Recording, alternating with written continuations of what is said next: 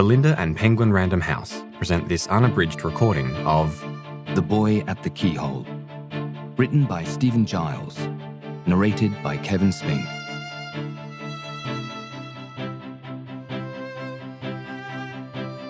For Mary Giles, my mother.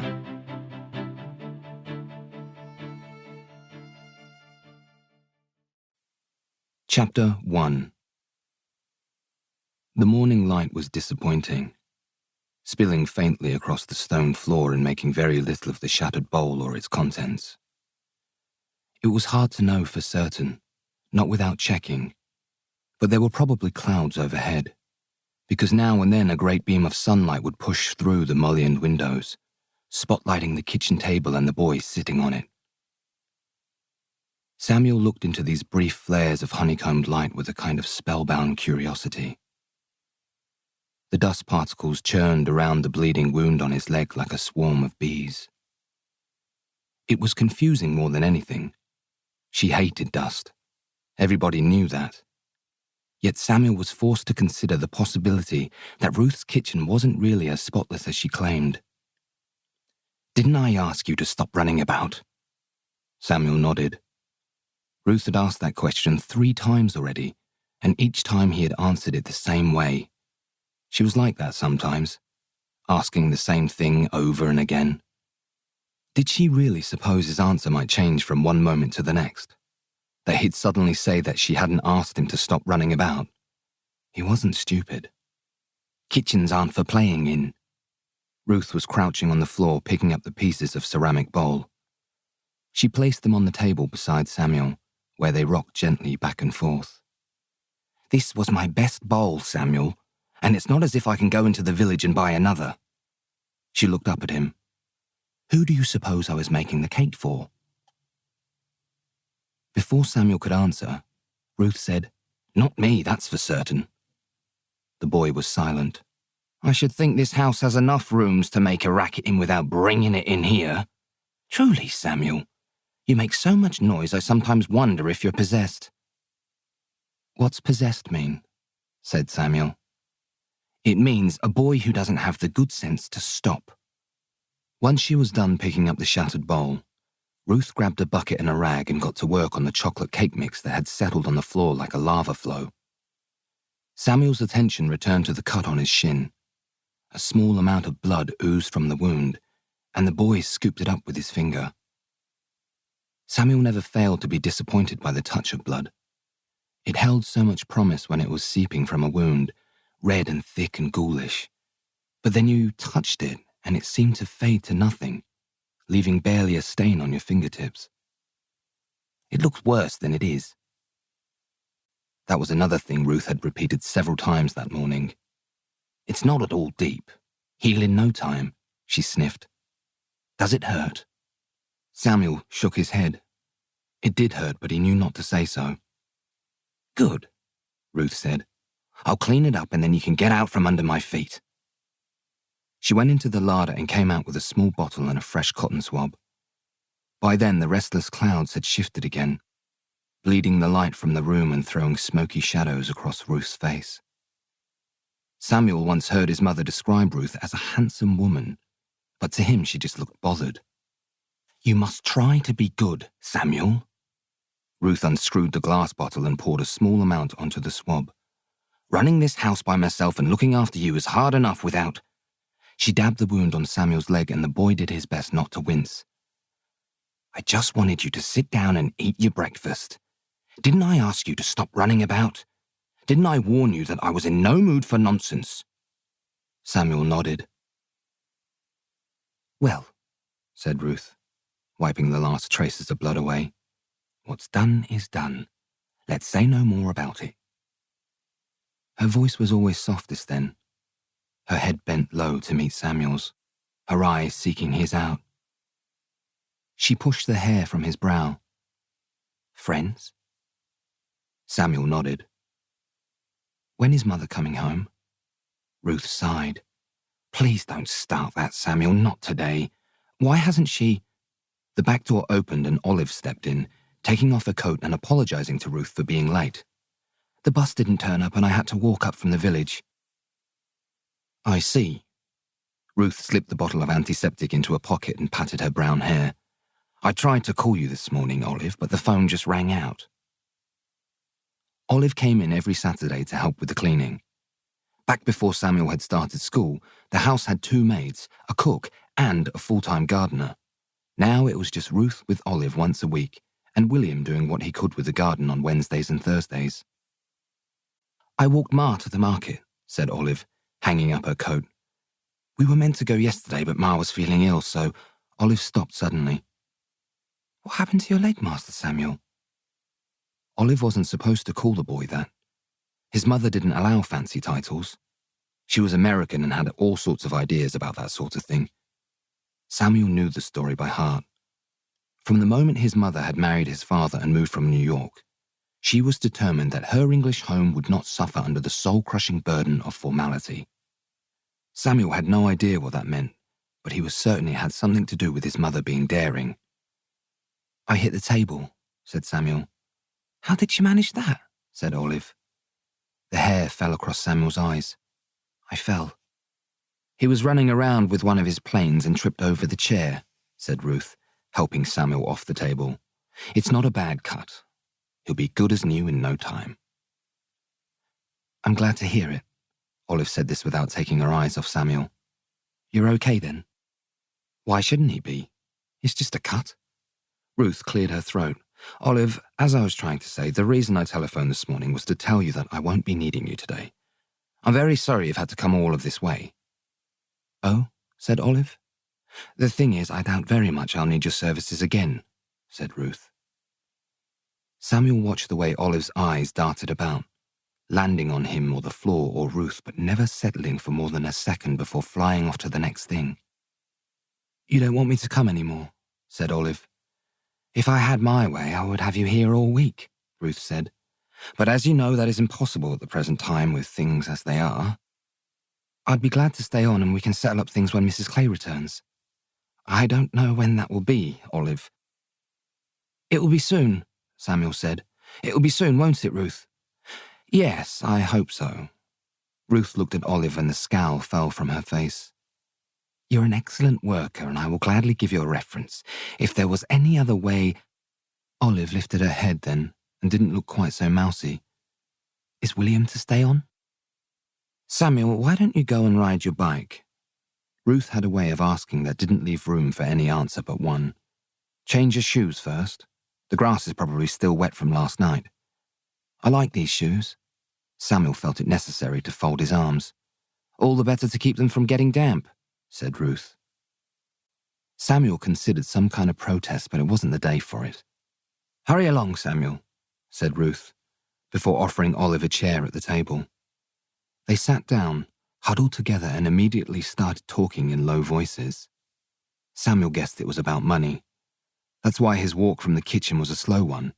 He practically willed his ears to reach back and scoop up the hushed words passing between those two.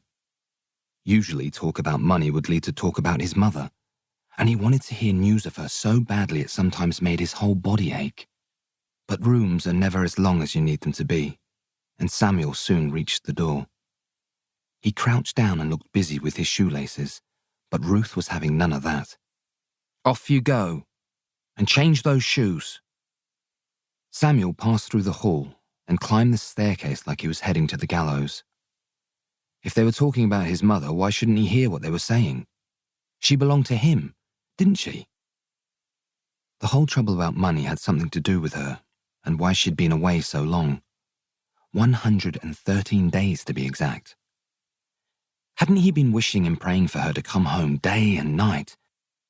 And if they were going to sit there and whisper about her, talking among themselves as if she was their concern and not his, then what choice did he have but to try and listen in? He knew that adults had their secrets, and there were some things he didn't need to know. Ruth had told him so 100 times. But rather like the dust he'd discovered in her kitchen, the boy was starting to realize that just because a thing is said, it didn't make it true. Chapter 2. Samuel always ran home after school. Mostly Joseph would run with him, despite his view that hills were ludicrous things that didn't warrant running up. Joseph was his best friend, though sometimes Samuel worried that such a title was fraudulent due to the fact that Joseph was his only friend. Still, his father used to say you only need one good friend in life. Joseph lived in the gatehouse at Braddon Hall, which was just over the hill from Samuel's place. His mother cooked for the Lord's family, and his father worked the land there. I don't see why we have to run home every day like it's the bloody Olympics. Joseph dropped his school bag on the grass and spat. Walking will get you there just the same. Samuel never could explain it, how he ran home every day with a tempest whirling in his chest, and that it was hope. Hope that today his mother would be there waiting for him, or that another postcard would come from her, that he would hear something, anything, and know where she was now and, most important of all, when she was coming home. But you don't say such things aloud, even to a best friend. I like to run, was his reply. Well, that's barmy, said Joseph, wiping the sweat from his chin. Samuel's house crested the hill, and there was always a certain amount of pain at the steepest point. More so today because his shin, which Ruth had covered that morning, still ached.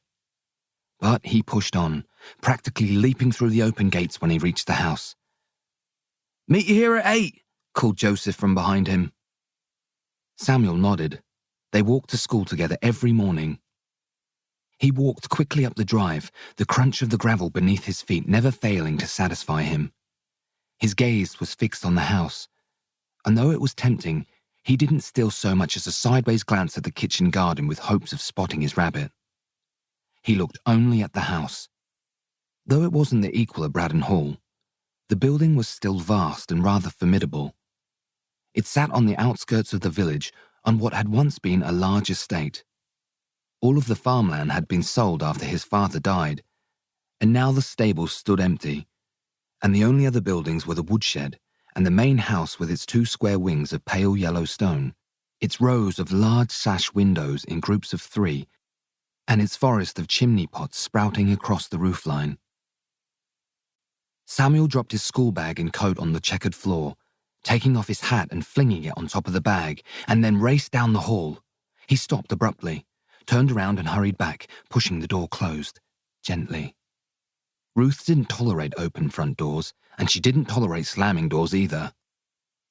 By the time he reached the back of the house, he was moving at what he considered an ideal speed, but there was a left turn into the kitchen, and it came sooner than he anticipated. He skidded across the floor, hit the wall with his shoulder, and lurched into the room. Ruth was at the kitchen table, kneading a lump of dough. She didn't look up. I would think you'd know better than to storm into my kitchen like you're running from a burning building. Sorry, Ruth, said Samuel. Did Mother... Just what are you doing with that tie? Ruth said. It's the second one you've needed this year, and there won't be a third, so you'd be wise to take better care of it. Samuel looked down. His school tie was balled up in his fist. He apologized again and set it down on the bench beside him. How was school then? Asked Ruth. The boy shrugged. Okay. Such enthusiasm, Samuel. The boy watched as Ruth rolled the dough, pushing it down with her fists, her face locked in a grimace. A strand of her wavy brown hair had come loose and she blew it out of her eyes. I'm making shortbread for the market, though I'm sure I can spare a few if you're good. After tea, of course. Homework? Some, said Samuel. Did she come? It was a stupid question, he knew that, but he couldn't help from asking it. Is Mother back? Is she upstairs? Do you suppose I'd let you stand here talking about homework and shortbread if Mrs. Clay had come home? Ruth stole a brief glance at Samuel. She'll let you know when she's coming home, I'm sure of that. Then why hasn't she? Samuel's eyes narrowed.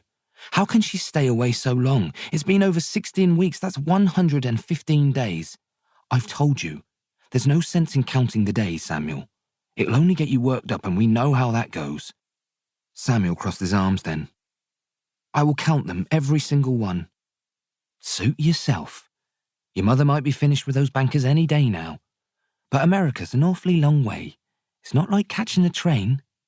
She smiled, but like always, it wasn't entirely convincing. You should know better than anyone. You're always poring over that book of maps. It's an atlas. I stand corrected. Ruth licked her lips. Look, I know it doesn't make it any easier, but your mother has a lot of very important matters to attend to. And when you're on a big trip like she is, I expect time just runs away on you. Doesn't she want to come home? Samuel's voice was barely a whisper. Ruth didn't answer right away. She seemed to be thinking. Then she said, Well, of course she does. What a thing to say. Samuel felt a great tide of anger rising up towards his mouth. He knew better than to yell, but he felt certain there are some things a boy couldn't be expected to control. Because sometimes it seemed as if the more he missed his mother, the more he loved her, the farther away she got. She didn't even say goodbye, he said, coming as close to shouting as he dared. Why would she do that, Ruth? She just left while I was sleeping. She didn't say goodbye. Samuel Clay, lower your voice. Ruth took her hands off the dough and a cloud of flour rose up towards her face. You know very well why your mother didn't say goodbye. The trip to America was very sudden and she had to be in London by the morning, which meant leaving here in the dead of night. I helped her pack in a great hurry and I know for a fact she looked in on you, sat on your bed and stroked your face. But she didn't want to wake you because you were sleeping so soundly. She hasn't written a letter. Not one. What about those postcards you love so much? Samuel looked down at his school shoes. It's not the same thing. Does that mean you wouldn't be interested in receiving another one? This caused a spark to light up behind Samuel's green eyes. You mean? Ruth nodded, returning to the dough. I put it on your bed. Samuel had no time to respond. He was already running for the stairs. Chapter 3. Boston Harbor sparkled like gemstones under a sun so perfectly round and golden, it looked like an egg yolk. Samuel sat down on the bed, the postcard wrapped between his fingers. He always studied the picture first, leaving his mother's handwritten note until last. It was like enjoying the roast chicken while every part of you could hardly wait for the dessert. His mother's note was always dessert. But like any delicious treat, once it was within reach, it proved impossible to resist. Samuel turned the card over. His eyes swept across her ornate handwriting, and he felt that familiar rush, warm and quick, washing through him. Her hand had pressed each and every letter onto that postcard. She had probably sat at a desk in her hotel room, or in a tea shop somewhere, thinking only of him and writing this message. These were her words just for his eyes. Samuel took a breath and started reading as slowly as he could manage. July 20, 1961. Dearest Samuel, how I miss you, my little man. I have arrived in Boston and it is damp and dreary, just like my spirits. As yet, there is no end in sight to my business here in America, but I promise that I will be home as soon as I am able. Be good for Ruth. With love and kisses, Mother. The last he heard, she was still in New York. Now she had moved on to Boston. He would need to update the atlas. Samuel turned the card over, then over again, as if he might find some other message from his mother, something hidden that might offer a clue. People did that sometimes, plant clues. But there was nothing. No end in sight to my business here. Why was there no end in sight? Why was it taking so long? Samuel knew that there had been a lot of trouble with the steel mill in Lincolnshire. They owed more than owned, that's what his father always said. Then after he died, the banks, which were run by appalling men with ice-cold hearts, expected his mother to sell everything, accept her losses, and walk away. But his mother had a head for numbers. That's another thing his father used to say. And so she had gone to every corner of England trying to raise something she called capital. When that didn't work, she decided to try her luck in America. Samuel's grandfather lived in New York, though Samuel had never met him, on account of the old man being sour as a lemon. Samuel's father said that as well. I will be home as soon as I am able. She promised that at the end of every postcard. There had been 8 in all, including this latest one, all declaring that she would come home as soon as I am able. What did that mean?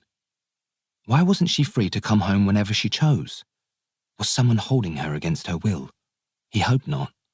Well, mostly. A small part of him, a wicked part he was certain, wished that she had been locked away.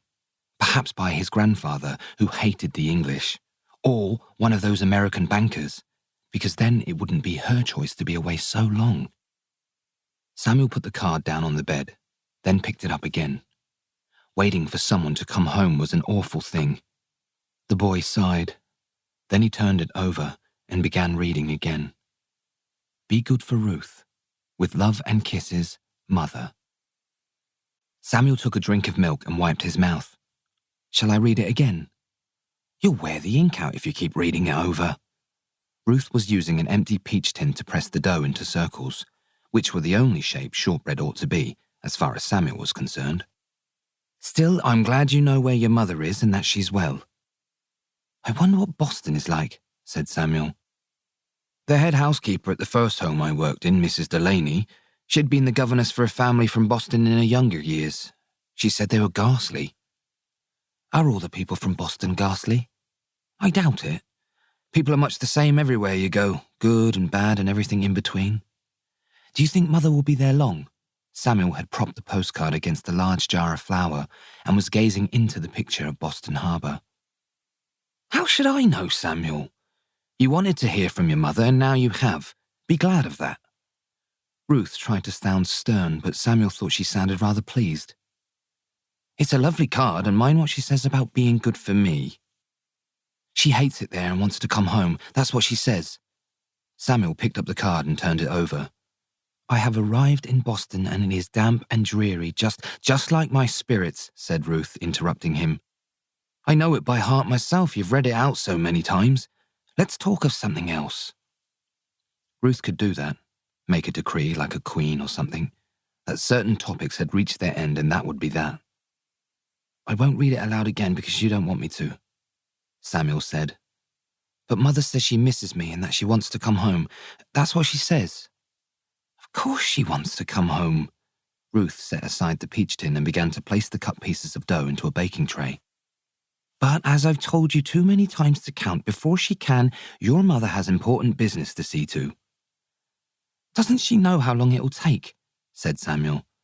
She must have some idea when. Why must she? These things are very complicated and... Ruth sighed. Your mother is seeking a large investment and bankers don't hand over big sums of money without giving it a great deal of thought. Why doesn't she ever tell me where she's staying so I can write back? A frown had set in, the boy's nostrils flaring. Why, Ruth? Well, I can't say for certain. Ruth cleared her throat the way she always did when something was making her uncomfortable. Perhaps she didn't think of it, or she isn't properly settled in yet. And if she did tell you, well, I expect she wouldn't have the time to be answering letters. I'll telephone her then, declared Samuel. Ruth rolled her eyes. Don't they teach you anything at that village school? I can hardly get a call through to my sister in Surrey without a dozen operators and an earful of crackle, let alone America. I'll send her a telegram. You don't need a dozen operators for that, do you? He nodded. I'll send a telegram to Boston and ask her when she's coming home. Ruth smiled faintly. And how are you planning to do that? As you've just been grumbling, you haven't a clue which hotel she's staying at. The boy glanced up at the housekeeper and his face was now a mask of suspicion. Do you know? Me? Ruth's mouth dropped open and she huffed. If I knew that, I'd be sending her a telegram myself so that you'd stop asking me these infernal questions. When Samuel got worked up about his mother, all sorts of thoughts bubbled up in his mind. Sometimes they were just things he felt, the ache of missing her or the resentment that she was gone. Other times they were things he wanted to know, things he had a right to know, and he would ask them, even when a part of him dreaded what the answers might be. Why didn't Mother take me with her? If she knew she was going to be away for so long, why did she leave me here? Ruth stopped placing the dough onto the tray. You think too much, young man. Naturally, your mother wanted you with her. There's no question about that. But how could she take all of these important meetings with you by her side? You could have come too, said Samuel. And who would look after this house? Olive, said Samuel. Enough. Ruth's voice was low and firm. I won't have you working yourself into a state. We know how that ended last time. Samuel remembered. He had gotten upset and said things and done things that had made Ruth cross, and there had been consequences. So he knew he should stop. Only he couldn't. I want to call Uncle Felix. Ruth stood up. Whatever for? He might have heard something. He might know where Mother is staying or when she's coming home. His Uncle Felix was his father's only brother, and though Samuel didn't see him a great deal, he liked him well enough. Felix would play cricket with him and sneak him extra sweets and make a joke of almost everything. But since his father died, Uncle Felix hadn't been around much.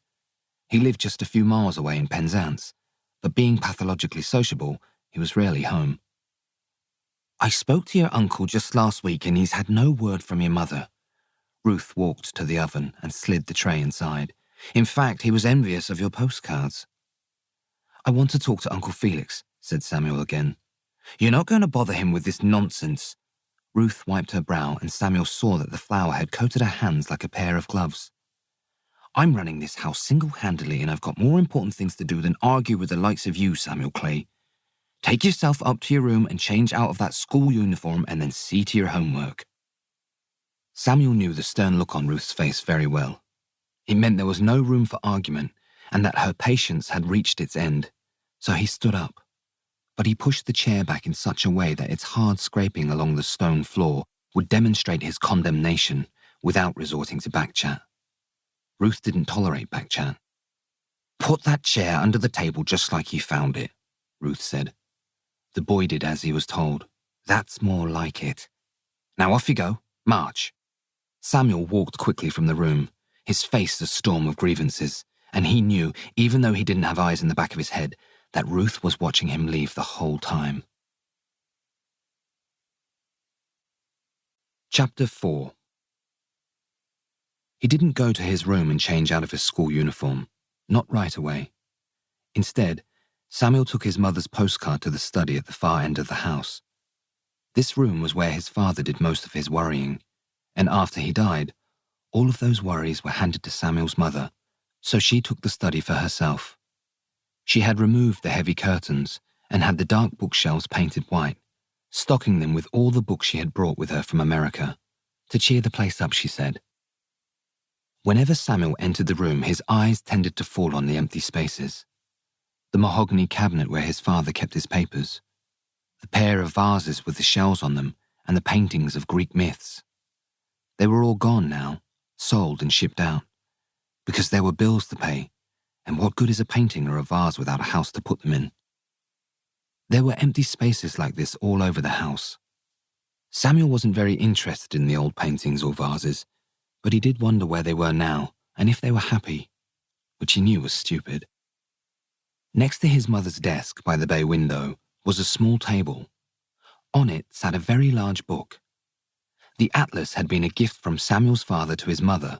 No one knew why, and even though she never really looked at it much, she kept it there by her desk. Samuel supposed this was an account of it being a treasure. The atlas was open at a double page. There was England, France, Spain, and parts of Africa on one side, the Atlantic Ocean in the middle, and the Americas on the other.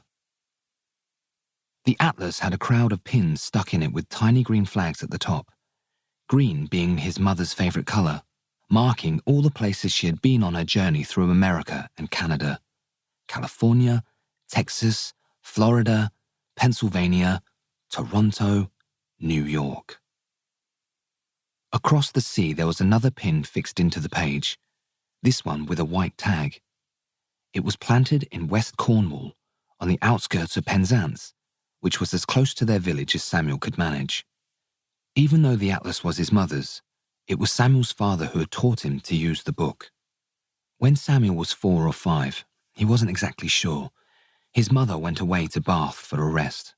She was very tired, so she went to a place where there would be peace and quiet and time to breathe. Samuel had once heard his father talking to Uncle Felix on the telephone, and he said that Margot, that was Samuel's mother's name, was not suited to domestic life. He said that she had a restless soul. When Samuel asked what that meant, his father had ruffled Samuel's hair and told him it meant his mother was always looking around the next corner, waiting for the next thing. What was the next thing? His father had smiled, though he didn't look especially cheerful, and said he really didn't know. While she was away, Samuel missed her very much. He would look out of the window, waiting for her return all day and call for her in the night, as if his cries would carry her from Bath and spirit her back to him, asking again and again where she was and when she was coming back and why she was gone. He was always like that with his mother. Even when she was near him, it was never quite near enough. So his father showed him the atlas, planting a pin in West Cornwall near where their house was, and another in Bath where his mother was resting. "Now you can see how close she is," his father had said. And though it was just a drawing on a page and a few pins, seeing where she was and how small the distance was between them made Samuel feel better. Just a little. He did try to understand about his mother being a restless soul and always looking around the next corner. But sometimes it felt like she was always someplace else, traveling, resting, visiting friends, taking a break to do something his parents called rejuvenate. After his father died, Samuel's mother disappeared again. His father had fallen one night coming home from his club, hitting his head on the front steps of their home in Berkeley Square.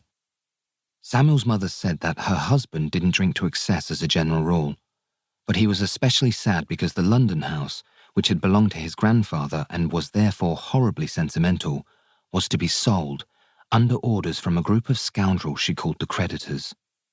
She stayed away for 7 weeks and 3 days, in London mostly, settling things up. She wrote to Samuel 2 times, short letters commenting on the rain and how there was a great mess that needed sorting out. So Samuel had stuck a pin in London and looked at the atlas every day, reminding himself that his mother was barely a hand's length away, which wasn't so very far when you thought of it like that. And now she was gone again.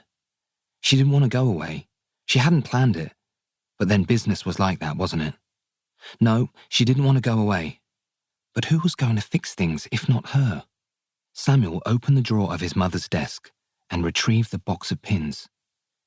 His father had cut the coloured tags for him, storing them in an empty box of matches, so he selected a green one and attached it to the top of the pin. Then he located Boston on the map and pushed the pin down into the paper like he was planting a flag. His eyes travelled over all the cities she had visited in the exact order she had visited them, landing finally in Boston, where she was at that very moment. He wondered what she was doing right now, and if she thought of him as endlessly as he thought of her. He figured she must. He was here and she was there, and even though it didn't look so very far away, Samuel couldn't pretend she was as close as a hand or even a forearm. After all, he was 9 now. Once more, the boy took the voyage across the sea, this time from Boston to Cornwall, his finger drifting back and forth across the Atlantic, marking out the miles as he went and all the distance between them. Chapter 5. After Samuel had changed out of his school uniform, his mind turned to places he had no business being. This presented something of a challenge because Ruth had a knack for being everywhere all at once. He would need to be careful, which is why the door to his bedroom opened with great caution. Samuel stuck his head out, peering up and down. It wasn't quite dinner time, but the sun had dropped away and now the only thing passing through the windows were shadows, fixing themselves along the long corridor like curtains of milky gloom. Samuel was hoping to hear Ruth in the kitchen, clunking pots and pans or opening cupboards. But it was too far away, and all he heard was his own breaths and the grandfather clock at the far end of the hallway. He walked carefully, which he knew was stupid, because wasn't he allowed to be walking down the hall? And besides, he hadn't done anything he wasn't supposed to yet. With that in mind, his stride picked up and he walked as carefree as he could manage, even running his hand along the panelled wall as he went, which he felt was something a boy with nothing to hide would do. He had just passed Ruth's bedroom when he stopped and backed up. The door was closed, same as always. Samuel pressed his ear to the door and heard nothing of interest. Being a housekeeper, Ruth's bedroom was supposed to be in the servants' quarters at the back of the kitchen. But Samuel's mother thought that that was a terrible idea. It would certainly make Ruth feel like a slave or at very least a second-class citizen. And how could you expect someone as proud as Ruth to sleep in some little room with hardly a window and still keep her dignity? If she was a part of the family, which she was, then she should be treated as such. Samuel's mother couldn't manage without Ruth. She was her right arm, that's what she said, with a gift for keeping everything at the house humming along so that Samuel's mother was free to worry about far more important things. Samuel walked on, passing 2 more doors and then stopping in front of the next. He looked up and down the corridor one more time, which is what you did when you wanted to be certain.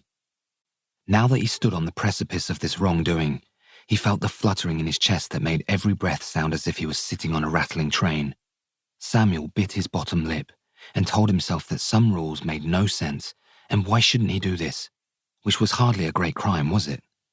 In fact, it was no crime at all. He reached for the doorknob.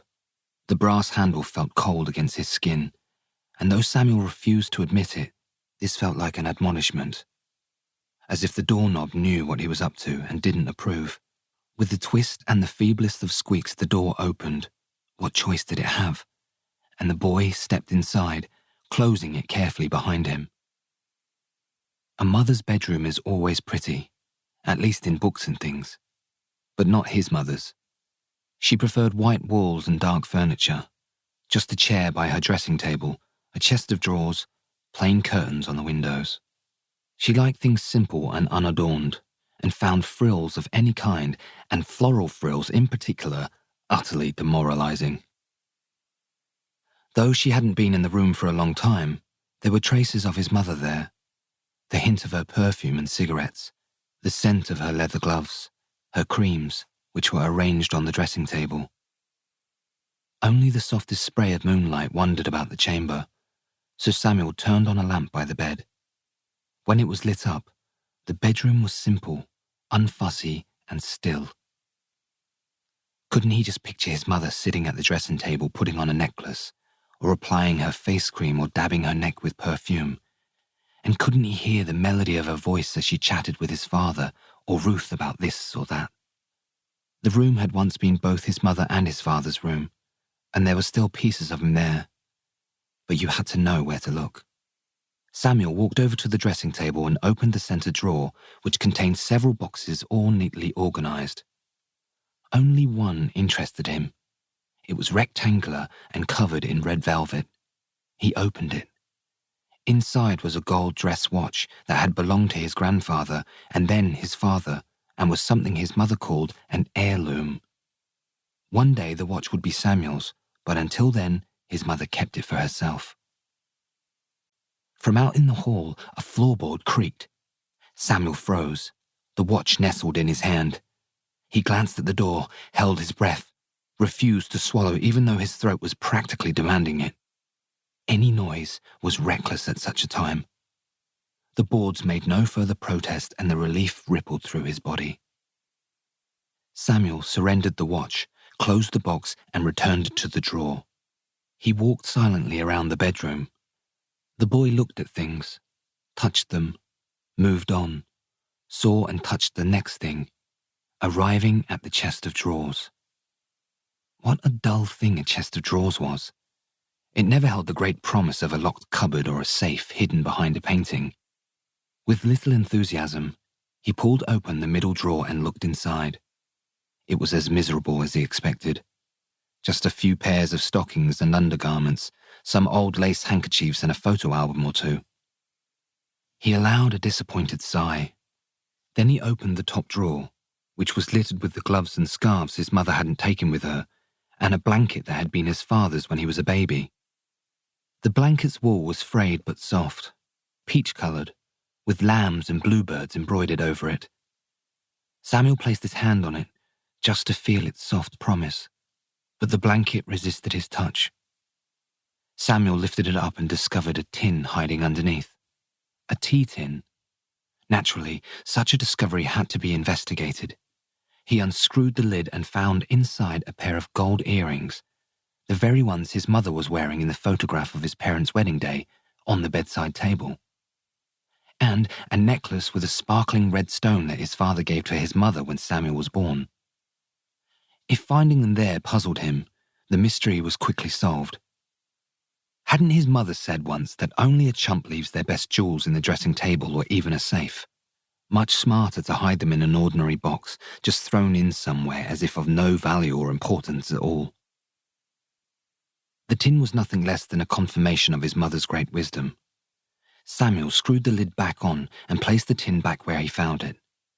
As he did, his hand brushed up against the small bulge in the last fold of the blanket, and there, tied with string, was a slim pile of letters.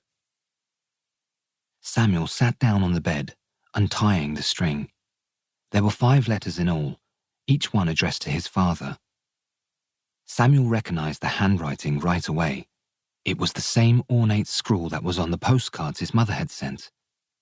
These were her letters, sent to his father, which raised so many questions and possibilities that Samuel was forced to stand up and then sit back down again.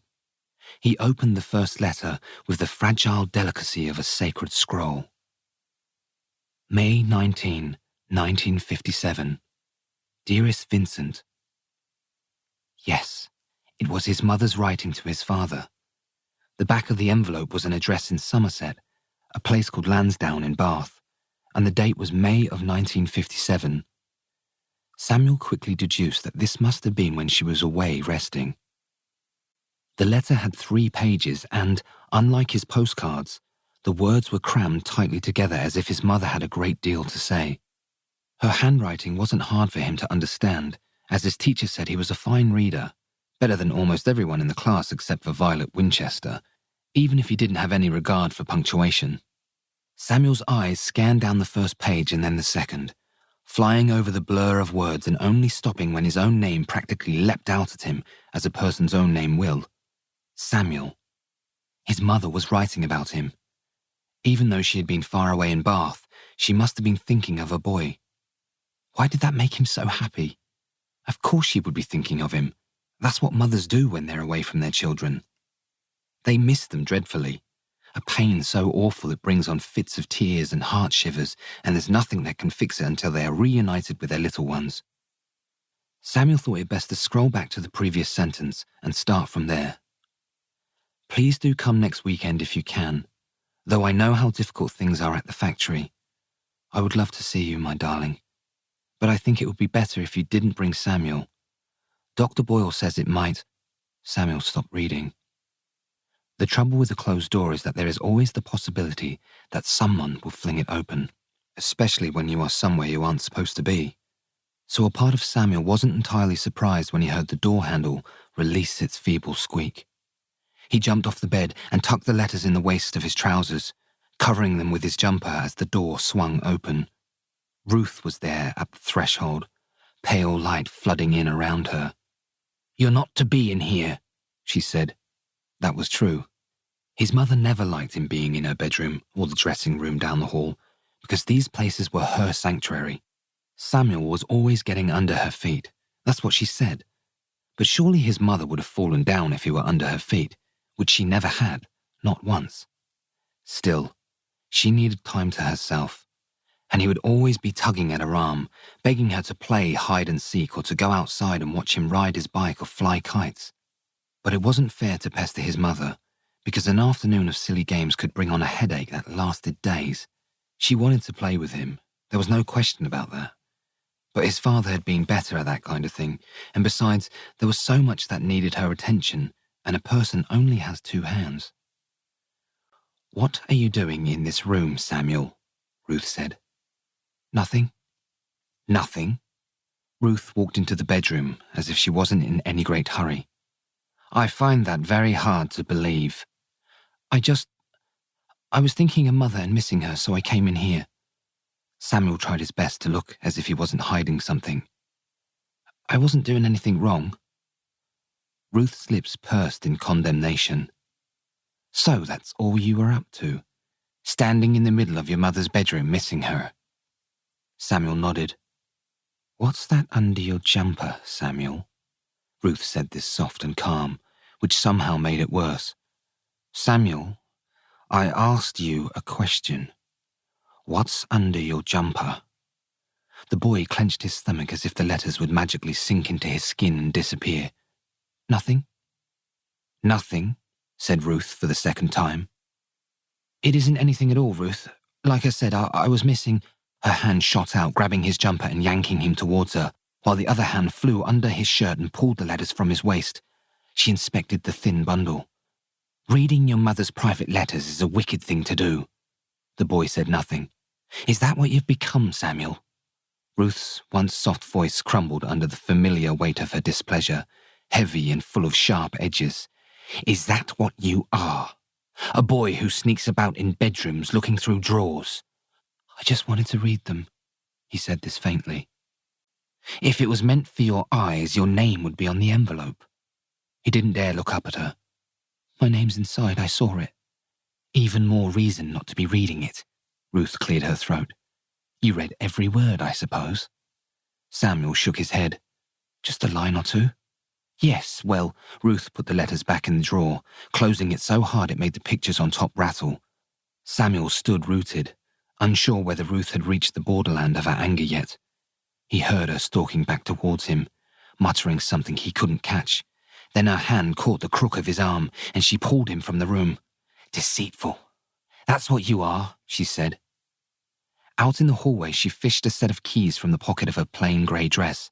"Just imagine it," she said, the crisp snap of the lock echoing through the corridor.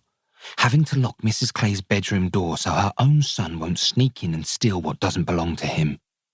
It was the injustice that always bit hardest, sinking its teeth into him, making him say things that anyone with an ounce of common sense would keep to themselves. "What's so wrong with me reading Mother's letters? Did she say I couldn't?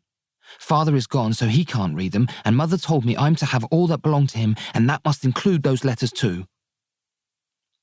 Ruth checked that the door was locked and dropped the keys into her pocket. "Well said, Samuel, and quite right too." That wasn't what he expected. Well said. Quite right. He looked up at her and saw from the stony look in her eyes, that unblinking stare, that she hadn't meant it at all. That she was making fun of him. Ruth released her hold on his arm in such a way that he stumbled, needing the wall to steady himself. She put her hand on his chest, pressing him against the oak panels. "Right is right and wrong is wrong, and nothing you can say will make what you've done any less wicked. I expected better of you, Samuel Clay." She dropped her hand and smoothed down her dress. "Stay in your room until I call you for dinner. Is that clear?" Samuel didn't answer, walking quickly to his bedroom and slamming the door. He half expected Ruth to come in and make a fuss again, but she didn't. If there were tears, he did his best to deny them. Ruth was a nasty beast who should be thrown down a well or locked in a dungeon. She didn't understand that he was only trying to be near her, that his mother was a creature in orbit, and the one way he could feel close to her was to linger in the traces she left behind. All Ruth saw was the wrong he had done. That's all she ever saw. With a head full of sorrows, the only thing he could bear to do was stand by the window, arms folded, scowling out at the darkness. The night had rendered the garden an inky swamp, and a part of him longed to dive into it and be gone. Mostly, though, he was thinking of his mother and those letters and what it all meant, wondering where she was right now when he needed her most, and willing her to come home to him. Chapter 6. He had all his meals in the kitchen with Ruth. It was easier that way, and Ruth couldn't be expected to set a fine table morning and night for just one boy. Mostly they ate together, sitting opposite each other, talking about some little thing or other, but not always. When there was a chill between them, Ruth couldn't abide eating with the boy. She would wait until he was done, send him on his way, and then take her meal. Samuel didn't mind. Why would he want to eat with a rotten apple like Ruth Tupper, who wouldn't let him read those letters? Didn't he have every right to know what his mother said about him? How could he just go on with things when he knew there was a message from her locked away just across the hall from his bedroom? She hadn't wanted him to visit her in Bath. That's what she wrote. It would be better if you didn't bring Samuel. And that's what really sat under the frown on his face, whispering the question over and over. Why didn't she want him to visit? Are you eating that food or rearranging it? Ruth put a glass of water in front of him. Samuel looked down at the roast beef, potatoes and peas, the fork dangling from his fingers. I don't like roast beef. Fine. Ruth picked up the plate and snatched the knife and fork from his hands. Don't eat it then. Give that back, said Samuel, and he didn't care that his voice was louder than Ruth would allow at the dinner table. I said give that back. Why would I do that? You don't like roast beef, remember? She went to the scrap bin and dropped the contents of Samuel's dinner into it. If you don't want what I've spent all afternoon cooking for you, well, I wouldn't dream of forcing it on you. She looked over at the boy and sniffed. The same goes for those shortbread I set aside for your dessert. I'll tell Mother you threw my dinner away, he shouted. Will you now? Ruth sat herself down at the opposite end of the table and began filling her plate. And will you also tell her what you were up to in her bedroom this afternoon? She pierced a piece of beef with her fork and held it there. I'm sure she'd want to know all about it, though I can only guess what she'd think of you then, Samuel. She would understand. But there was doubt in his voice and they both knew it. Please, Ruth, let me see those letters. I promise I won't ever go into Mother's room again. I promise I won't, but Mother was writing about me and I just want to... That subject is closed. You should be filled with remorse about what you did. Instead, you're boldly asking to invade your mother's privacy again, as if it's nothing at all. She was shaking her head now. Shame on you. The telephone began to ring out in the hall. Ruth looked towards the door, then back at Samuel. She said, Don't move. I'll answer it, said Samuel, getting up. Ruth stood, her finger pointed. You'll do no such thing. Sit down. She walked from the kitchen, her shoes clicking along the stone floor. They didn't get many phone calls at the house, not at night anyway. Something was already stirring inside Samuel. Right from that very first ring. It could be his mother calling or Uncle Felix telling him that she had sent a telegram and that she was already sailing home. A phone ringing in the night was a promise of news. How could he sit there and wait?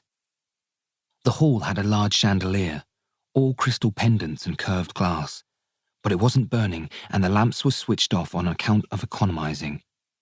What light there was spilled in from the kitchen with a little help from the half-moon outside, which cast the hall a foggy blue.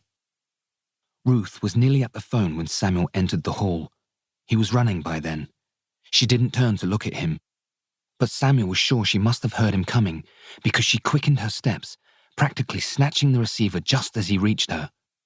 The Clay residence, said Ruth, slightly out of breath. Is it Mother? Asked Samuel. Ruth shooed him away with her hand. Good evening, Mrs. Harris.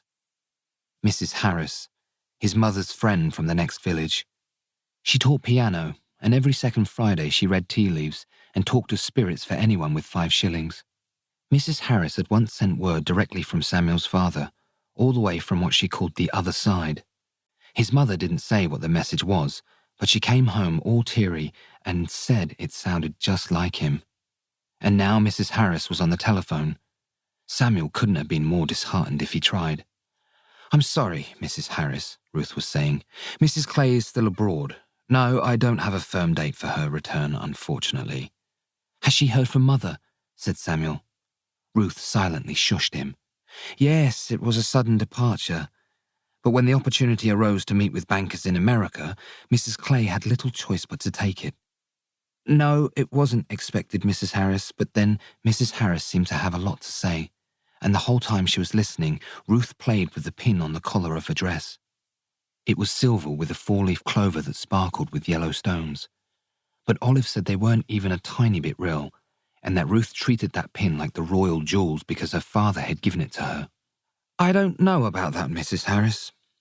There was a lightness to Ruth's voice that hadn't been there before. I'm sure Mrs. Clay is very busy. Last I heard she was in Boston. Well, no, she wouldn't be in meetings all day long, she laughed. Yes, travelling the world does sound rather heavenly, but as I say, Mrs. Clay is not on a holiday. A pause. Mrs. Harris, what a thing to say.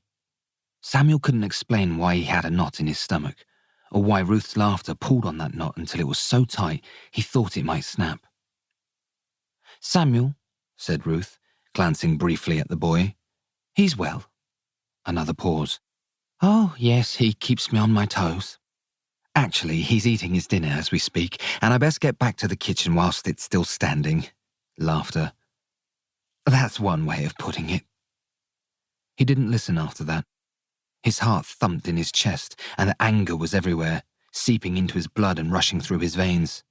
Ruth had lied. She said lying was a terrible thing to do, but she lied. Lying and snickering with that old bat Mrs. Harris about his mother, making out she was having a wonderful time away from him. Samuel didn't make the decision to strike out. Suddenly, it was just happening. He bent his leg back and then swung it forward, striking her as hard as he could in the shin. It only occurred to him later that it was almost exactly the same spot where he had been wounded just days before. "Ah!" Ruth's cry made Samuel jump. What had he expected her to do but cry out?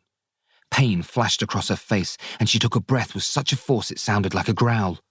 The boy ran then, bounding up the stairs. He stopped on the landing, squatting down, peering back at her through the wooden post. "No, Mrs. Harris, I'm fine." But her voice had a tight rasp to it. "Oh, nothing, I just knocked my leg is all." Her eyes flickered towards the landing, but it was gloomy up there, and Samuel hoped she couldn't see him. "Yes, I'm very clumsy. Forgive me, Mrs. Harris, but I must be going. Of course, I'll let you know just as soon as I have word on Mrs. Clay's return. Good night." Ruth hung up the phone and leaned on the side table for a moment or two, with her eyes shut tight. Samuel heard her take a deep breath. Then she bent over, put a hand on her aching leg and cursed the devil. Chapter 7. Samuel didn't see Ruth again before bed. He had waited for her to come, but she never did, nor did her footsteps echo down the corridor towards his room. It was as if she had disappeared. Occasionally his eyes would leave the door and travel around the bedroom, glimpsing the picture of his mother holding him as a baby that sat on his bedside table, or his collection of World War II fighter planes clustered along the window ledge, or the wooden replica of the RMS Queen Mary sitting on the mantel, or the painting of his father on a horse when he was just a boy hanging above the fireplace. Eventually, his eyes grew heavy, but fears crowded in, demanding attention. He had kicked Ruth, hurt her. He'd never done that before. But in time, even the very worst of his demons settled, and the boy fell under sleep's spell. He always slept deeply, so he never heard her boots on the wooden floors outside, nor did he see her shadow under the door, nor did he hear the door open gently. Light spilled into the room, though her silhouette carved out the best of it. The boy's back was to her, but she saw the rise and fall of the blanket and heard his indolent breathing. She walked towards the bed, favouring her left leg with an unmistakable limp. Still, her steps were not heavy, and apart from the odd creak of a floorboard, she was soon there, looking down. She bent forward, hands on her knees, and called the boy's name.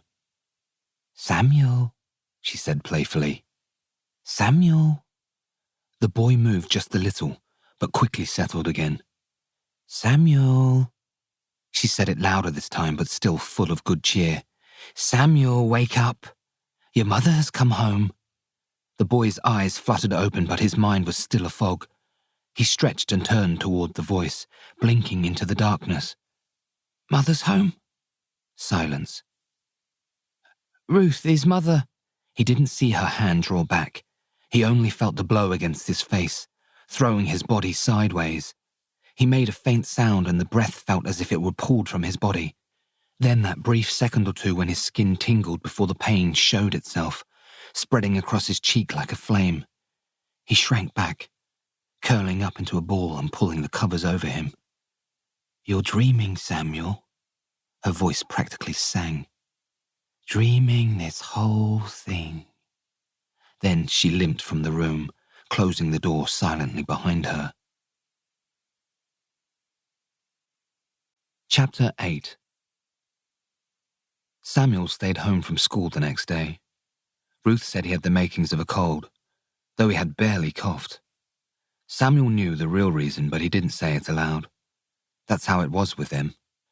By morning, the red had all but faded, and his cheek didn't look any worse than what a short walk in a cold wind would do. It didn't hurt much. Not anymore. "Have you made your bed?" Ruth was picking up his breakfast plate. As she walked to the sink, Samuel noticed she was limping slightly. "No, Ruth." Samuel's mother insisted that the boy always made his own bed. She said this was for his own good, and that children who did nothing for themselves grew into impractical lumps. Normally, Samuel made it as soon as he got up, but not today. He had woken early, same as always, but this time his first thought wasn't his mother. It was about her bedroom door. Her locked bedroom door, and how he might get into it. As a general rule, Samuel always had a lot on his mind. So many thoughts and worries and troubles all bound up in the shape of his mother. But ever since he'd opened that letter, it was the only thing he could think about. Though, if he had stopped to consider it, this was bound up in the shape of her too. His mother had written about him and told his father not to bring him down to Bath to visit her. Why? Why would she not want to see him? He had to know, that's all. So there was no other option than to read her words from start to finish, which is why he hadn't made his bed. He needed an excuse to go back upstairs and do the very thing he had been forbidden to do, break into his mother's bedroom and invade her privacy. Ruth said it was wrong, but somehow it didn't feel anything but right. He simply had to read it. Now, that wasn't an easy matter, as Ruth kept the key in her possession. Last night, when Samuel was still hiding under the sheets, his cheek stinging, feeling nothing but mad at Ruth and wishing she would fall down the stairs or slip on some spilled porridge and break her neck, he remembered something. His mother kept a set of keys in her study. He had seen them many times when he was looking for this or that, and surely one of those keys would open her bedroom door. People always kept a spare key, didn't they? "Well then," said Ruth, taking the kettle off the stove, "as your bed won't make itself, I suggest you go and see to it. After that, you can do some work on that thing for Reverend Price. You're to write out a psalm and draw a picture, aren't you?" "I left it at school." "Well, start again. I'm sure there's a Bible in your mother's study." Ruth poured the hot water into the pot, clouds of steam rising around her like a mist. "Just because you're home from school doesn't mean you get to laze around like a dandy. What on earth are you gawking at?" "Nothing." "Nothing, indeed. Then would you mind getting a move on?" "Yes, Ruth." Samuel did his best not to look even slightly pleased as he hurried from the kitchen. The keys were in the last drawer of the desk. There were 3 of them strung on a silver loop. One had an ornate design, and Samuel recognized it as belonging to the study door, while the other 2, both were plain and looked very much like the key Ruth had used to lock his mother's bedroom. There was a chance. Hope was alive. It was a small win, and he took it. Samuel was hurrying towards his mother's bedroom, clutching the keys tightly so they didn't jangle. He'd just reached the door when he heard her. "Are you making that bed?" she called from downstairs. "Doing it now, Ruth?" "Playing with your planes, more like it," she replied. "I'm not," he called back, even in that moment unable to endure a false allegation. Ruth may have huffed then or muttered something. He couldn't be sure, nor did it matter. As carefully as he could, he slipped the first key in the lock, hoping against hope that it would open. It jammed as he turned it. So he tried the second key, even asking his father to please let this be the one. His father was in heaven watching over him, or was sleeping for eternity. Samuel had heard conflicting information, but at that moment he needed all the help he could get. Biting down on his bottom lip, he turned the key. It twisted with ease. The sound of the lock slipping back was as sweet as church bells. The boy passed inside and closed the door behind him. He moved quickly across the room and opened the top drawer, looking for the letters. They were under the tea tin, which was under the blanket.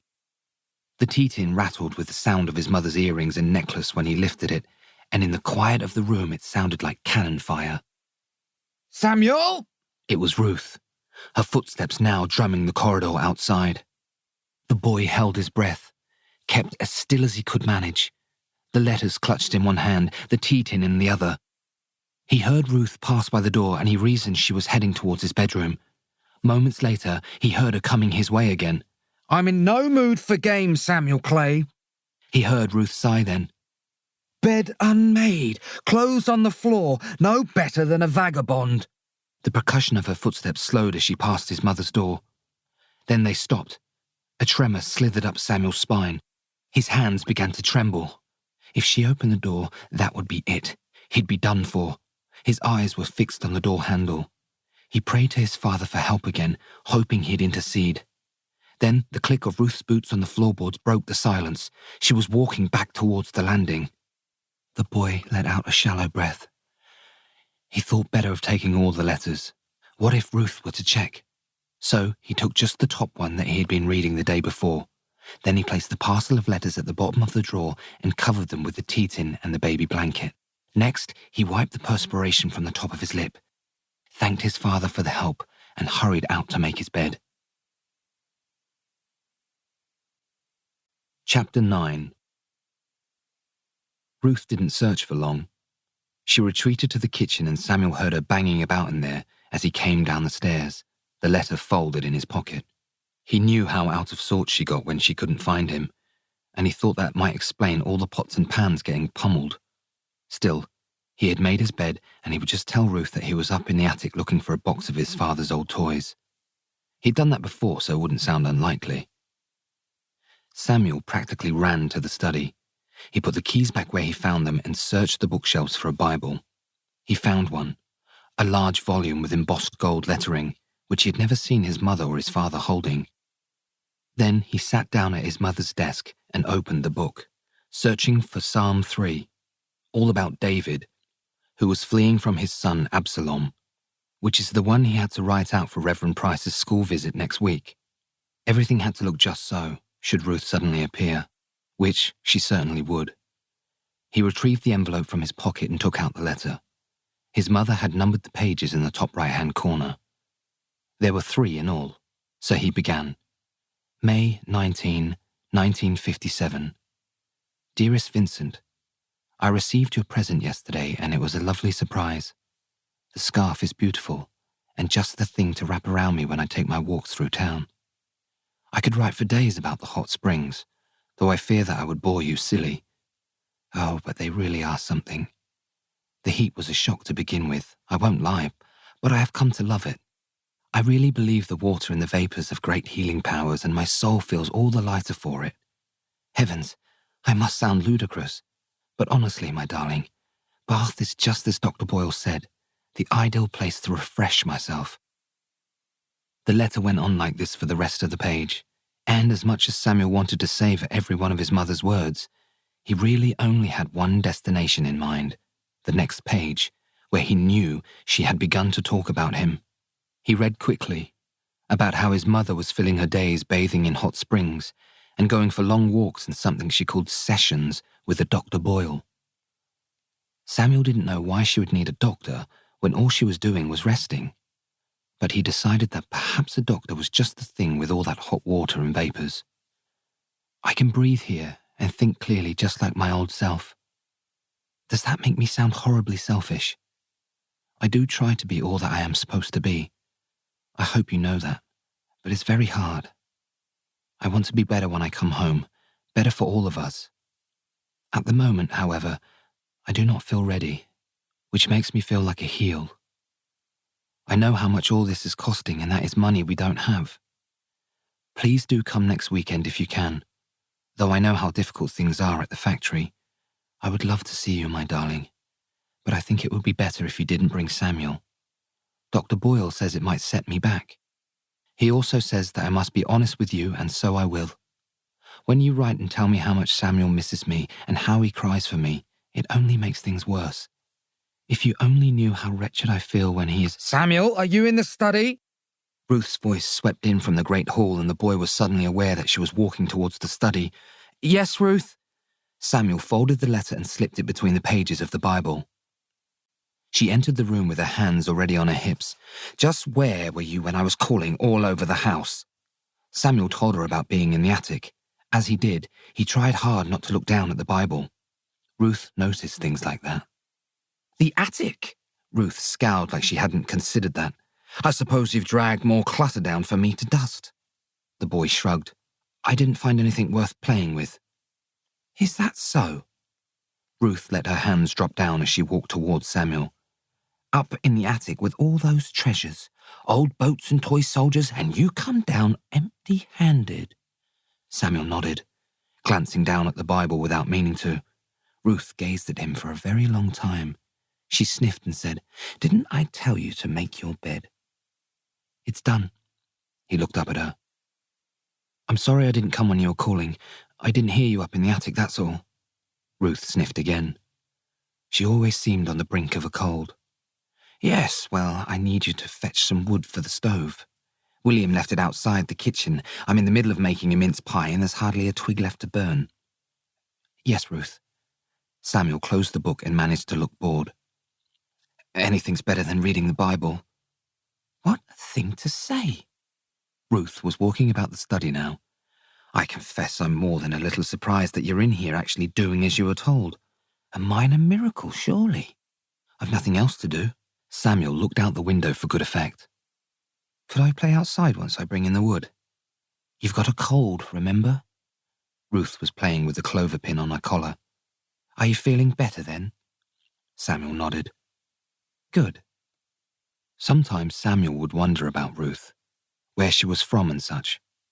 He didn't know much about her, only what he had heard from his parents or Olive. There had been some talk of a sweetheart, that's what Olive said, but the war had taken him. Or he had come back but wasn't the same. Either way, nobody believed that Ruth had ever married. When Samuel's parents talked about Ruth, they seemed to find it funny that there hadn't been any admirers calling at the house, no letters from distant shores, that perhaps something in her manner, the stiffness of her posture, the relentless buckle of her brow, suggested a certain exasperation. That was his father's word. Or was it disappointment? His mother had asked. Ruth was from up north. At least, Samuel thought she was. One day, as lunch was being served, Samuel's mother had asked about her family. Ruth said her sister was all she had left and the rest of her kin were long buried. His mother had frowned then, put down her napkin and inquired about Ruth's hopes. She couldn't imagine a life without the possibility of brighter days. Surely Ruth had dreams, something she was counting on or hoping for. Did she want to open a tea shop or write a novel or visit the pyramids? Ruth just blushed and said she had all she needed right there with them. When she left the room to fetch more coffee, Samuel's mother said that Ruth wasn't being honest. She cared about something enough to keep it to herself. That blush was as good as saying it aloud. "I applaud your sudden dedication, Samuel, but I need that wood before my pie turns into a holy disaster," Ruth said, patting down her hair and checking the tightness of her bun. "You can go on with your schoolwork after lunch." "Yes, Ruth." Samuel stood up, and as he did, Ruth leaned over the desk and picked up the Bible. "I'd be more comfortable if you worked out in the kitchen," she said. "That way I'll know you're doing more than daydreaming." "I can carry it," said Samuel, passing quickly around the desk. Ruth glanced down at the Bible. "Suit yourself." She handed the book to Samuel. The boy hugged it close to his chest and followed her out. Before fetching the firewood, Samuel went to the kitchen garden looking for his rabbit. It wasn't technically his rabbit, being wild and unruly, but as there weren't any competing claims of ownership, Samuel didn't think there was any harm in assuming custody. The creature was rather elusive, but most days he could be counted on to make a fleeting appearance near the row of thriving cabbages, though today there was no sign of him, which the boy took as a personal slight. After he brought the firewood in, Ruth made Samuel work for over an hour writing out the psalm, and he still wasn't even half done. For her part, the housekeeper finished the mince pie and then prepared a small side of pork for dinner. But her focus, amid all of this activity, remained fixed on the boy. She would stop on her way from the oven to the larder or the table to the cupboards, glancing over Samuel's shoulder, telling him to slow down or lift his head or offering one disparaging comment or another about the state of his handwriting. All the while, Samuel thought of what was hidden between the pages of the Bible, scared silly that she might find it there. When the pork was roasting in the oven, Ruth asked Samuel to help her bring the washing in. As Samuel stood, Ruth, with flawless speed, scooped up the Bible. "I wasn't finished," he said. "While I admire your enthusiasm, though it's wildly out of character," Ruth smiled faintly then, "you can finish it tomorrow after school." She set the Bible on a table by the icebox. Later that night, after he had gotten ready for bed and brushed his teeth, Samuel stole down the back stairs and into the kitchen, praying the letter would still be there and that Ruth hadn't found it. She hadn't, and the relief was as glorious as it was instant. With the letter in hand, the boy tore across the great hall and into his mother's study, where he hid the folded pages in the back of the atlas somewhere around the Antarctic. Samuel could have taken the letter to his bedroom and read it by lamplight, but for some reason he didn't choose to, not right away. The letter had left him feeling out of sorts. There was no denying that. While the words were his mother's, and in one way it sounded just like her, in other ways it was the voice of someone else entirely. And he knew whose. That horrid Dr. Boyle. He was the one who had persuaded his mother that a visit from Samuel would set her back. What did that mean? He wouldn't have been more than 5 years old then. Was he so very naughty that his mother had to be warned not to have him close? Yes, the letter had left him out of sorts, and it would take some thinking about. For without knowing exactly why, Samuel felt in the deepest part of himself that to read any further might lead him into waters deeper than he could tread.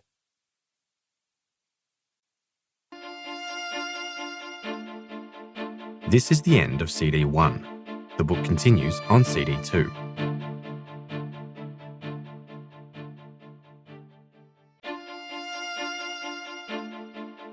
CD 2.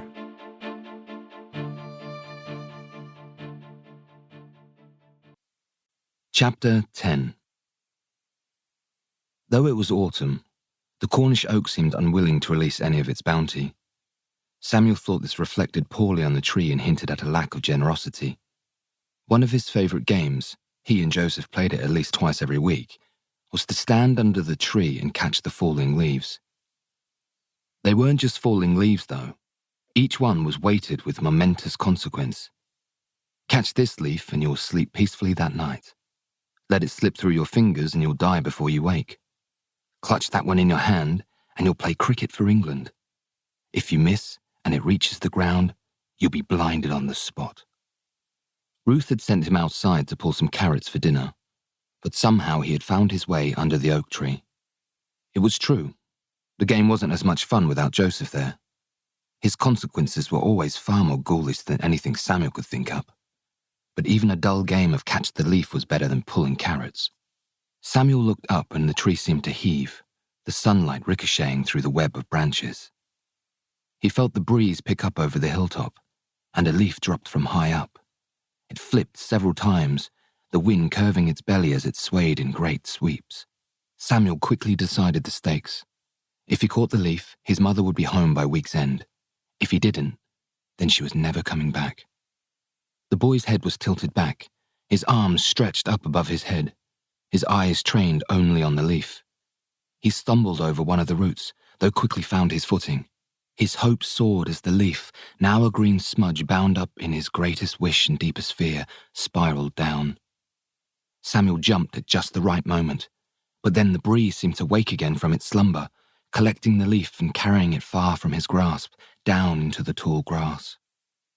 Though it was just the leaf and there were sure to be many others, it was a blow, and being a boy who felt that fate had a hand in the breaking of a pencil or the spilling of a drink, he couldn't help but think that he had failed and that his mother would suffer for it. The carrots couldn't be avoided forever, so that's where he went. There was a welcome consolation, though, huddled under the hedge, which ran along the far side of the kitchen garden.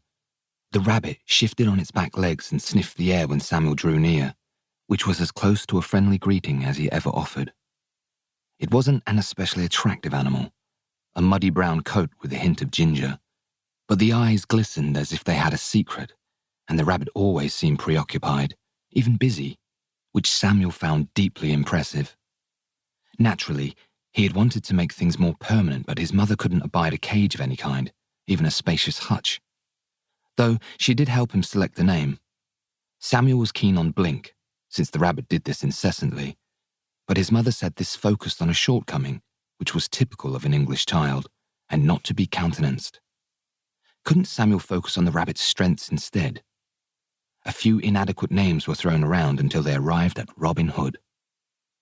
It was his mother's suggestion, and her reasons were sound. She said that Robin Hood had lived in the wild and did as he pleased, just like the rabbit, and that such a life was to be admired. "It's me," said the boy as softly as he could. The rabbit jumped when Samuel crouched down and reached out his hand.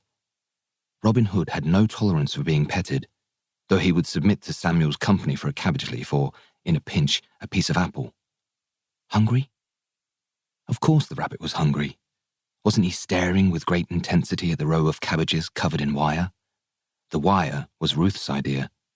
She had nothing good to say about Robin Hood, and thought it foolhardy of Samuel's mother to let the boy feed it. She said no good could come of such an indulgence, and her greens would pay the price. Lifting the edge of the wire, Samuel tore off a corner of cabbage and held it out. The offer was quickly accepted, and the green leaf devoured as if it were a last meal. Having gotten what he came for, the rabbit turned its back and was gone. Samuel sighed and walked slowly to the carrots, pulling 5 or 6 from the ground, none of them especially big, and threw them into the basket. It didn't take long. When Samuel set off for the house, he saw Ruth at the back door. She was talking to someone, and although that person had their back to Samuel, he knew right away that it was Olive. She was short and plump, hunched over, her plaited blonde hair in a knot.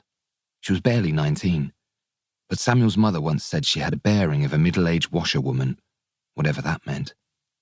Ruth was holding something in her hand. It looked like a letter, and she was waving it around with a stern look on her face. Whatever they were talking about, Samuel wanted no part of it, so he left the basket at his feet and went to find his bike. As he flew down the drive, the wheels churning over the gravel, he almost forgot how everything was wrong, and when he neared the front gates, Samuel surrendered to his reckless soul and squeezed the brakes as hard as he could. The tires seized up and began to slide, the bike spinning in an exhilarating half-circle, stirring up the gravel and shooting it through the air. He put a foot down to steady the bike and allowed a faint smile. At least something had gone right that day. This feeling didn't sit inside him long, for coming down the drive, wiping her eyes and hugging her pale blue coat, was Olive. When she saw Samuel, Olive sniffed and said, "I must look a state." Samuel made no reply. "I was hoping Ruth might be able to keep me on, even just half a day a week. I told her I'd work for less. Anything's better than nothing, don't you think? But Ruth said no. Didn't even let me finish what I was saying, just no." Olive unspooled her arms and Samuel saw that she was holding a letter. "She gave me a reference, which is something, I suppose. There's a position going up at Braddon Hall, so I'll try there, but there's other girls with more experience." Olive hugged herself again. "My ma can't work much anymore. Her knees are awful bad, so I have to find something or else..." "Or else what?" Samuel asked. "Well, we won't eat, that's what. We have food here. There's always plenty of leftovers and the garden is full of vegetables, though carrots are small." For some reason this made Olive's lips tremble. "Sorry," she said. Samuel didn't know what for. Then Olive looked at Samuel as if she might be waiting for him to say something. When he didn't, she said, "Does Ruth... What I mean is, do you like living here with her?" "I live with Mother." "Of course you do, but when she's away, I mean... I know Ruth's as strict as they come, but does she treat you well?" Samuel was playing with the brakes on his bike. "Yes. The other morning when you hurt yourself in the kitchen, cut your leg, remember?" The boy nodded. "Did it really happen like you said?" Olive was staring now. "Or did Ruth do something to make you fall?" "I tripped, that's all." She sighed. "I'm pleased to hear it. I was just worried." "What were you worried about?" "Doesn't matter." She tapped his nose. "You take care, okay?" When Samuel brought the basket of carrots into the kitchen, Ruth told him to take his shoes off at the back door because she had spent all morning scrubbing the kitchen floor, and it was back-breaking work, and it would be just about the last straw if Samuel ran dirt and grass across it. Samuel was sitting on the step, doing as he was told, when Ruth said, "I saw you talking to Olive by the gate." "She was crying," Samuel said. "Too emotional for her own good, that girl. Her mother can't work and Olive is worried about eating." Ruth picked up the basket of carrots at Samuel's feet. "I can't very well keep her on without the money to pay her now, can I?" Samuel placed his shoes under the window and then went into the kitchen, where Ruth was boiling a cabbage. Its rank perfume filled the room, making the boy frown. "Olive said she might get a job at the hall." "It's possible, but I wouldn't think so." Ruth sounded sure. "Did Olive say anything else?" Samuel shook his head. "You were down there for quite some time." Ruth was staring at him just like Olive had. "She didn't say anything else? Nothing at all?" "No, nothing." Ruth smoothed down her apron and didn't look at all content. "Well, come in and wash your hands. Then you can help me peel these carrots." "How long's it been now?" 16.5 weeks, said Samuel, panting. 117 days. "Not one telegram," said Joseph, leaning against the front gate. "Just postcards." Samuel pushed the hair from his eyes. 8 of them. The 2 boys were outside Samuel's front gate, having run all the way up the hill, their bags and hats in puddles at their feet. Every Wednesday after school, Joseph was allowed to come over for shortbread and hot chocolate. Ruth didn't allow Samuel to visit Joseph's house, for reasons she didn't think it proper to mention. "And you don't even know where she's staying in Boston," said Joseph. "That's rotten." "She's very busy meeting with important people." Joseph spat. "What's so important about them?" Samuel shrugged, still out of breath. "They have money. And you don't." When Samuel looked at Joseph funny, the boy said, "My dad works with Ola's uncle and he said she's been let go. He told my dad there's no money left to pay her wages. Mother's going to fix everything. That's why she's away." "Thing is," said Joseph, picking up his school bag and slinging it over his shoulder, "I know she didn't say goodbye or anything, but you're the lucky one, seems to me." Samuel collected his own bag and put on his hat. "Why?" Samuel and Joseph were exactly the same height, which at times seemed to be the very foundation of their friendship. They measured themselves at the end of every week, equally pleased when the numbers came in and they were still growing at the same rate. But that was where the physical similarities ended. While Samuel had his mother's slight build, her dark hair, pale skin and green eyes, Joseph was a different proposition altogether. Stocky, with sandy hair, a large round face, and a bounty of freckles. "Well," said Joseph, shoving his school cap into his pocket, "I reckon I'd give just about anything to have my mum disappear for 117 days. They passed through the gates and walked up the drive. "She hasn't disappeared." Samuel was frowning. "She's in America." "I never said she wasn't." Joseph bumped the other boy's shoulder to take the sting out. "Look, all I'm saying is at least you don't have your mum shouting at you to wipe your feet or take a bath. You can do anything you want." Samuel shook his head. "Not with Ruth around." "Oh yeah, forgot about her." Samuel went to say something but stopped himself. Then he said, "She doesn't let me answer the telephone." "Why not?" "I don't know. Mother always lets me." "She can't tell you what to do." Joseph spoke with complete authority. "It's your mother who pays her, and when you think about it, that has to make you her master as well." "No one tells Ruth what to do." Joseph wiped his nose. "She's just a housekeeper, you know. My mum gets an awful time cooking for those toffs up at the hall. Even the little ones bark orders at her." "Mother says that when she's away, Ruth's in charge." "She's always away." Joseph didn't say this to be cruel, which somehow made it worse. "She'll be home soon," said Samuel. "Any day now, that's what Ruth says." It wasn't true, but what choice did he have? They were at the front door by now, and the hot afternoon sun fell away as they passed under the portico. Samuel had his hand on the doorknob when Joseph stopped him. "Don't get mad, but my mum says it's strange your mum leaving all of a sudden like she did." The boy's booming voice had faded to a conspiratorial whisper. "She says it's like she ran off or something." That was too much for Samuel to take. He didn't mean to push his friend, but that's what he did. "She didn't run away. He pushed him again. "Take that back!" "Don't blame me, I didn't say it." Then Joseph gasped. He hardly ever gasped, and his eyes seemed to swell with dark wonder. "Bloody hell." Samuel didn't want to ask, but there was no getting around it. "What?" "I heard about this housekeeper." The front door swung open and Ruth was there, eyeing both boys with considerable suspicion. "Who's yelling loud enough to wake the dead?" "No one, Ruth," said Samuel. Joseph flashed a smile. "We were just talking about your delicious shortbread." Ruth didn't look convinced. "Well, unless you want to eat them out there on the drive, I suggest you come in." She pointed at Joseph in an accusing fashion. "And take that school hat out of your pocket, Joseph Collins, and put it neatly with your bag by the door." Samuel watched as Joseph did just what he was told. "You too," said Ruth, looking at Samuel. "Did you hear from Mother, Ruth?" Samuel put down his bag and took off his cap. "Did she send a telegram? Did she—" "Not today." Ruth was already walking from the hall. "Wash your hands, then come into the kitchen," she instructed. "If you promise not to make a mess, you can have your afternoon tea in Samuel's room. I know you'll be wanting those blessed planes, and I won't have you stampeding up and down the stairs like madmen." When Ruth was safely out of earshot, Samuel turned to Joseph and said, "What were you going to say?" "About what?" "How should I know? You were saying something, and then you swore, and then—" "Oh, that. Tell you later."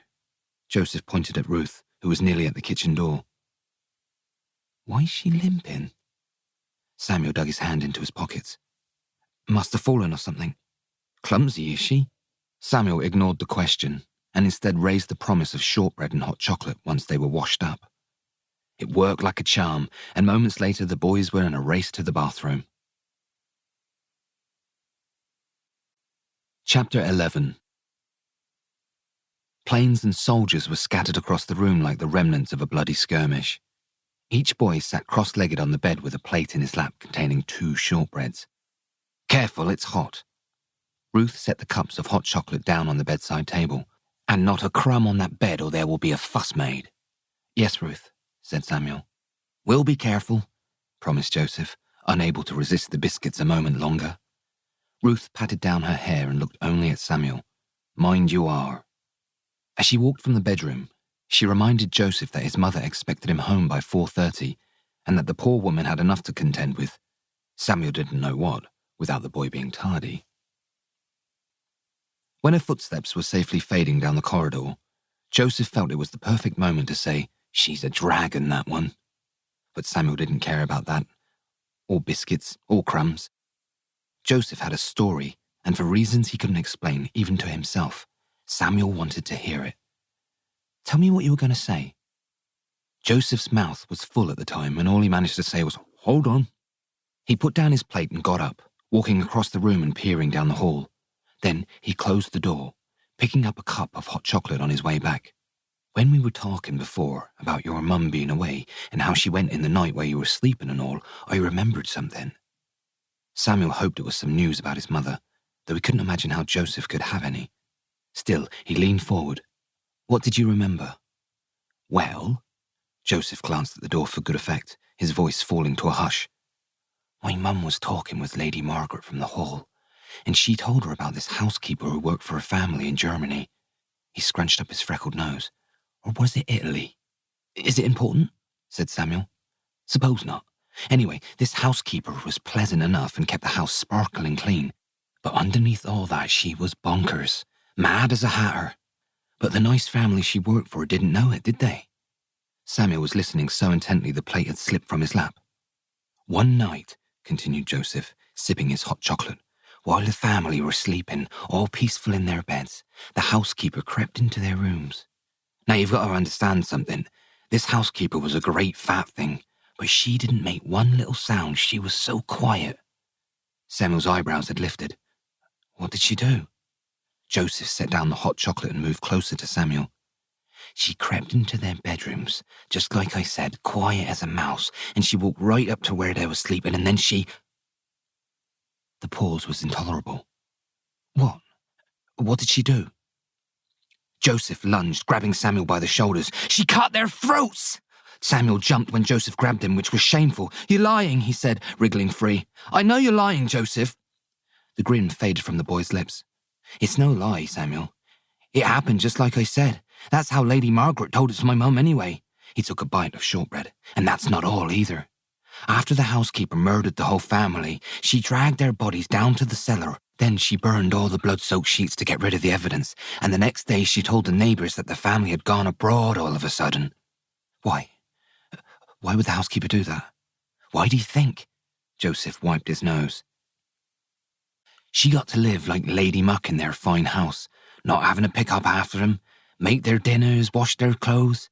For 6 months she carried on like nothing was wrong, like the family were having a great old time in South America or somewhere. And then, said Samuel. Joseph shrugged. Then some friends of the family got all suspicious and called the coppers, and they searched the house and found the mother and father and all the little ones rotting in the cellar. I don't understand. Samuel spoke softly. She must have known she'd get found out eventually. She must have known she would hang for it. Like I said, she was bonkers. Joseph was firm on this. Some people just are. No one knows why. The threads of this story had begun to fix themselves around Samuel, as the right story will often do, and the harder he willed himself to resist it, the tighter the yarn pulled. I don't see what that's got to do with me. It's just a stupid story. Maybe you're right. Joseph was now hard at work on the second shortbread. But think about it, Samuel. Your mum goes away in the dead of night, all of a sudden, no warning, no goodbyes, and the only person to see her go was Ruth. It was late. I was asleep. That's another thing. Who decides to travel across the world late one night? Joseph burped. Sounds fishy to me. The threads twisted and Samuel swallowed hard. Why wouldn't Ruth have killed me too? That's easy. She needed to keep you around so no one would get suspicious. Ruth loves Mother. They are great friends.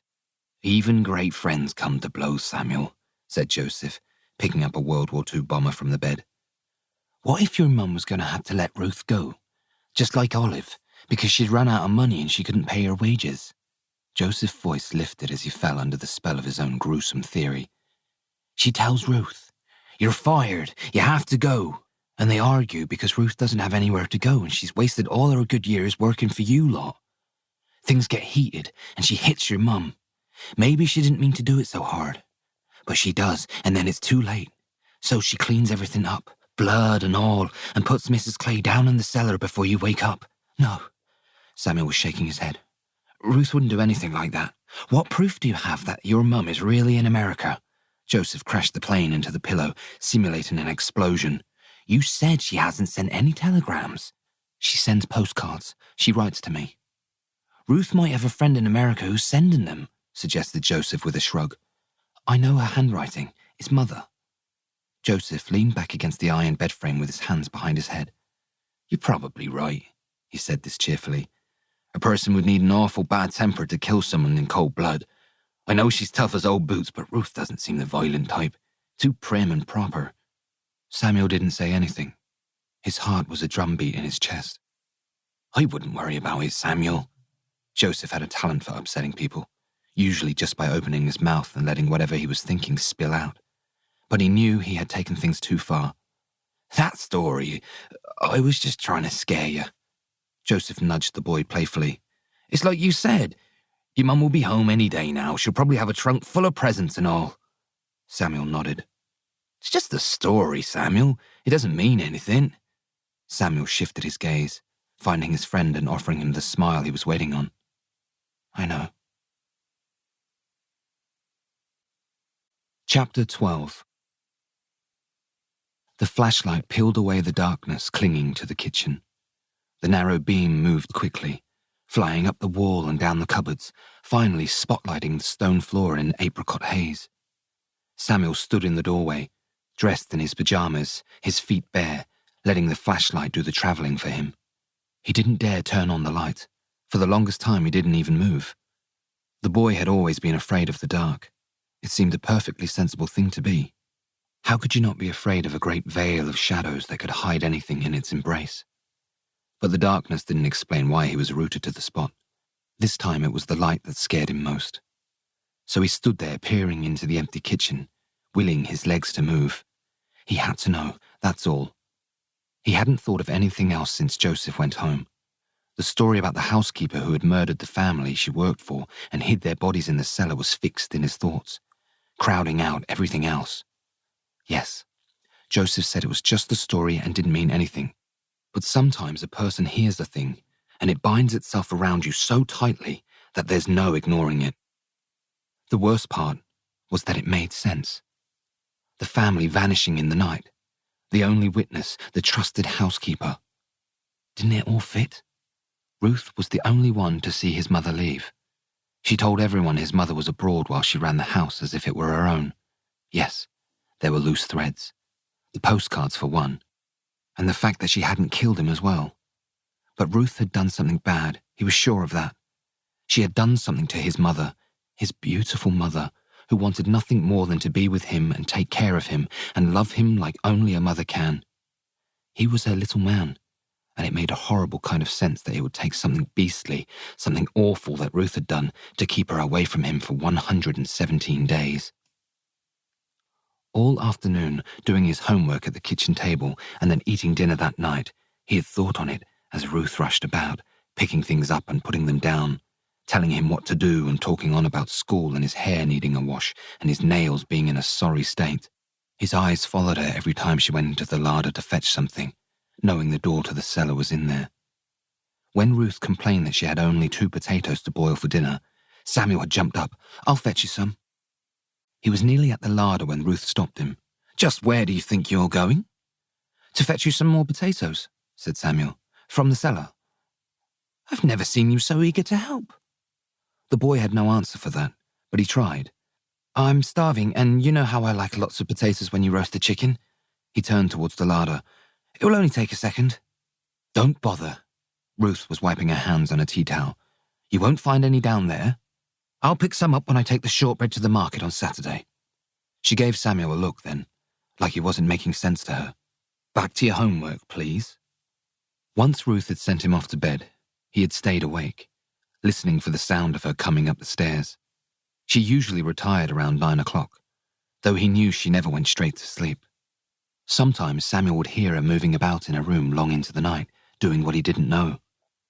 Just a few minutes after 9, Samuel heard Ruth in the hall and then the sound of a bedroom door opening and closing. The boy waited another 20 minutes, just to be sure, before getting out of bed. He went to the wardrobe and took out the flashlight that had belonged to his father, then stole downstairs as quietly as he could manage. Now here he was, standing at the kitchen door, wondering if his mother was rotting down in the cellar. He closed his eyes for a moment. Brave. He needed to be brave. Not for himself, that wasn't it, but for her. Samuel's first steps were slow and wary, as if he was uncertain of the ground underfoot. The beam of light flew out in front of him, and he felt the cold stone floor and heard the hum and rattle of the icebox. Despite his slow approach, Samuel soon found himself at the larder door. He shone the flashlight inside, illuminating the wooden shelves stocked with jars of pickles and sugar and flour and baskets of fruit and cabbages and carrots and bottles of treacle and vinegar. The narrow room held the fragrance of all these things, but mostly onions. The flashlight's beam seemed to have a mind of its own and was soon gliding over the closed door at the end of the larder. It was made up of vertical boards, the grey paint peeling and the doorknob dented. Samuel walked towards it. He had a job to do after all. Aware of the sick feeling in the pit of his stomach and the cold clamminess of his hands and the dryness in his throat. A person would need an awful bad temper to kill someone in cold blood. That's what Joseph said. Was Ruth a killer? Samuel knew her temper was short. He knew that she could lash out, be violent. But killing? Perhaps Ruth had merely kidnapped his mother. Yes, surely that was it. They had argued, just like Joseph said about Ruth being let go and the housekeeper had hit his mother, knocking her out. She panicked then, hiding his mother in the cellar, and she was down there right now. She would be hungry and sickly, but nothing that couldn't be fixed, and she would cry when she saw Samuel. Joyful tears, because of all the people in the world, he was the only one who had come to find her. He pressed his hand to the door. Then he bent his head against the boards and closed his eyes. He made a sound then, little more than a faint groan, all the while thinking of her and wondering if it might really be true. He heard himself say her name, and his fingers slid down the door and found the handle. Though his eyes were closed, the light flew at him. "What on earth are you doing, child?" The boy spun around. Ruth was standing at the mouth of the larder, her wavy brown hair loose around her shoulders, her nightdress concealed by a red robe, her fingers still on the light switch. Though it was only a dim bulb, the room seemed lit up by a blinding sun. "I asked you a question, Samuel." Ruth's voice took some account of the late hour, and it sounded to Samuel like the words were a struggle, taking longer for her to say. "What are you doing down here at this hour of the night?" "I wanted something." Ruth was moving towards him, and Samuel stepped back, hitting the cellar door. "Down here?" She looked at the flashlight in his hand. "What in heaven's name could you want at this hour? Were you hungry?" There was an offering here, an easy way out, but Samuel couldn't take it. He pictured his mother in the cellar, and it seemed to chase some of the fear from his voice. "I wasn't hungry. I wanted to see." "See what?" Ruth was standing over him now, and Samuel smelled the sourness of her breath. "See what, Samuel?" The boy turned and looked at the cellar door. "I wanted to see something down there." "Down in the cellar?" Samuel nodded. "What on earth could you want down there?" "Father's things." He had intended to be truthful, but with Ruth glaring down at you, courage was hard to find. "His toys from when he was a boy." "You know very well your father's old toys are in the attic. What has come over you?" Ruth put her hand on his forehead. "Are you feeling ill?" Then she grabbed Samuel by the arm. "Come, let's get you back to bed. We'll talk about this in the morning." Samuel pulled away, the anger smothering his fear. "I want to see what's in the cellar right now." "You'll do no such thing. I won't have you going down there in the dead of night and breaking your neck." "I will see it," he shouted. "I will go down there." He turned and grabbed the handle, pushing on the door. "It's locked." Ruth sounded calm. "You're being ridiculous, Samuel." Samuel turned back to face her. "Give me that key." "I will not." "Give me the key, Ruth." Ruth raised her finger and moved it between his eyes. "You hush your voice. It's late, and it's plain to see you are not well, so I'm going to overlook this boldness. But you can forget about going down to the cellar.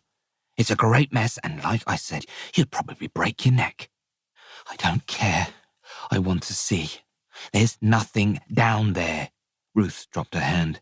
"Just a stack of damp, mouldy boxes, some old wine, and a lot of big, ugly rats." "Why is the door locked?" "Well, it always has been locked.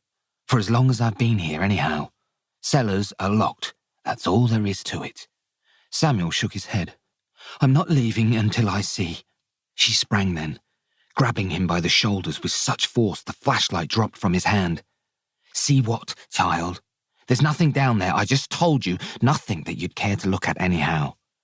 The dread rose up from the pit of his stomach and had nowhere to go, so the tears gathered and fell, his voice hardly a whisper. "What did you do, Ruth?"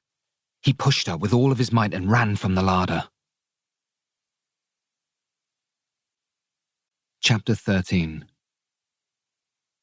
There was nowhere else to go but bed, so that's where he went. He lay on his back, the blanket pulled up around his chin. It was pitch dark, but he didn't mind because somehow it made things easier. He hadn't cried so hard in a long time.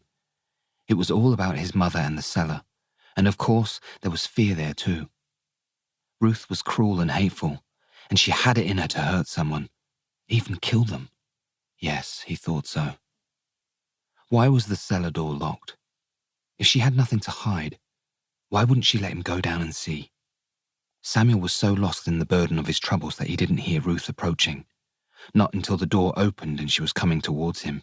He knew that pulling the blanket over his head was a stupid thing to do, something you might expect from an infant, not a 9-year-old boy, but that's what he did. He heard the lamp being switched on and felt the bed shift as she sat down. "May I see you?" "Come now, you'll suffocate under there."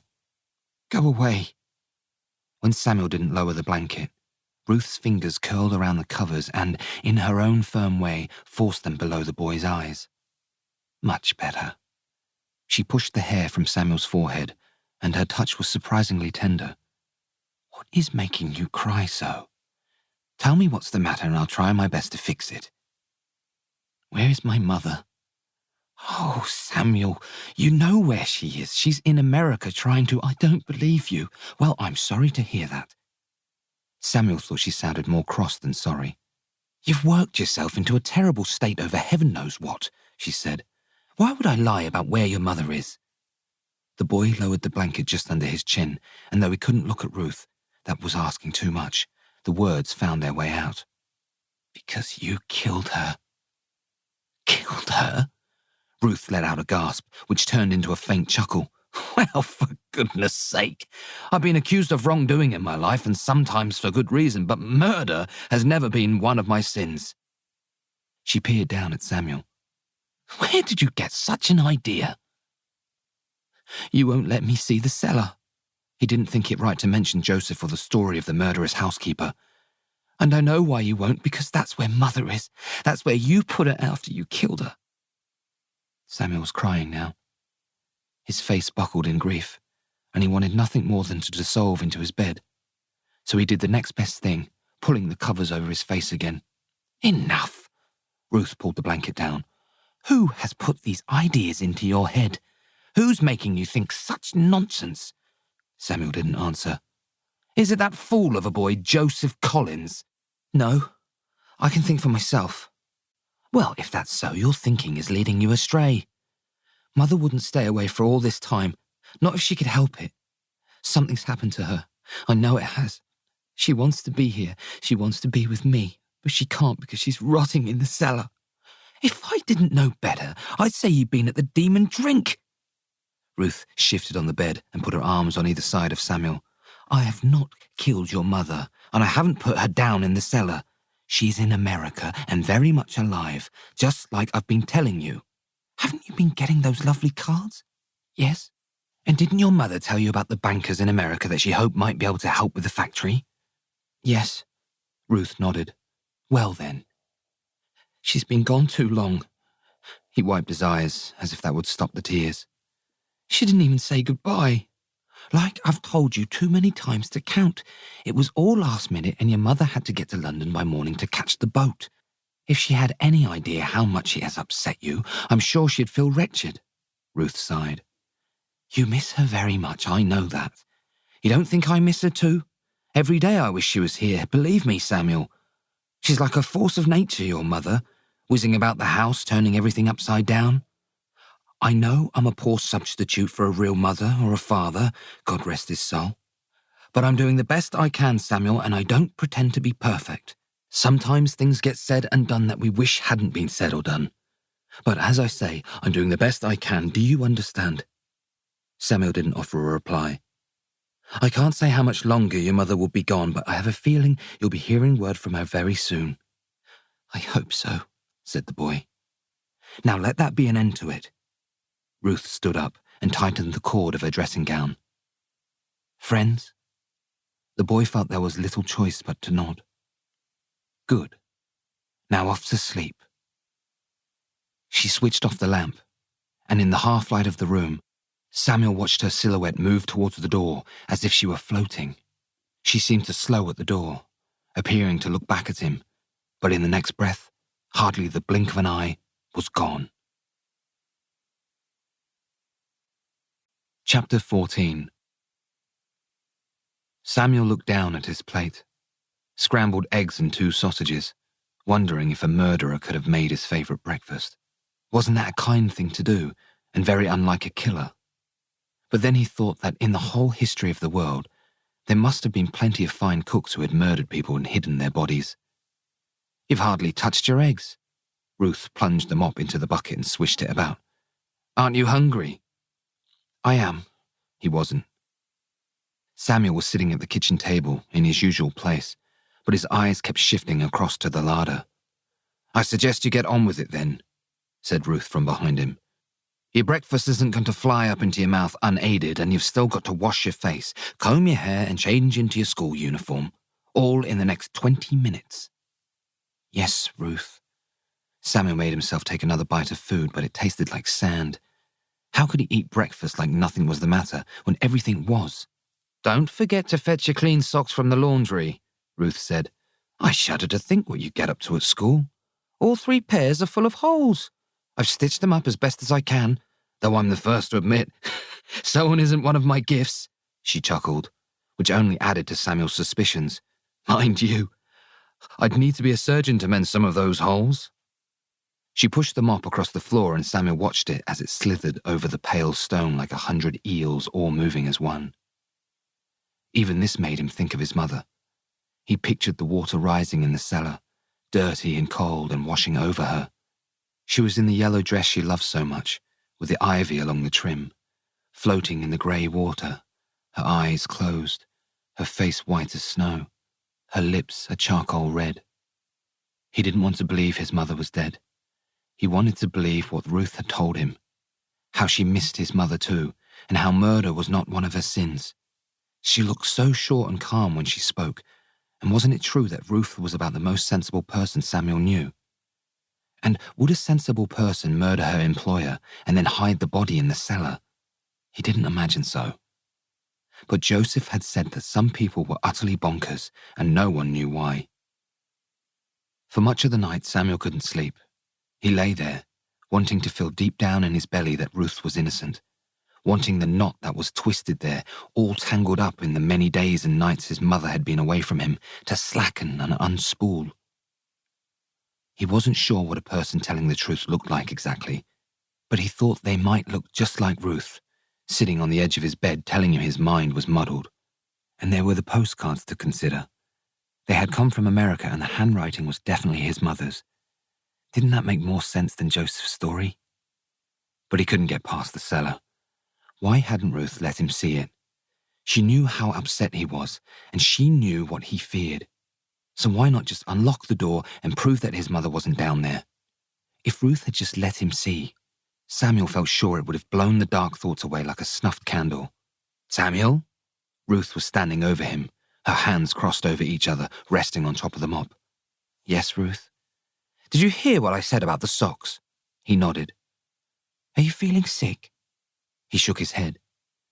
You've got dark circles under your eyes and you look worn out. Ruth returned the mop to the bucket.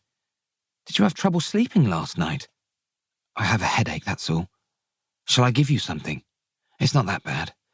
Ruth felt his forehead with the back of her hand and then his cheeks. You don't have a fever.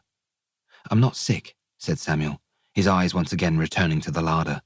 Well, your breakfast has gone cold and you've hardly eaten a morsel. Ruth picked up the plates and carried it to the sink. Samuel stood. I'll get ready for school. Yes. Good. The boy was almost at the door when Ruth called him back. She looked at him, her fingers touching the clover pin on her collar.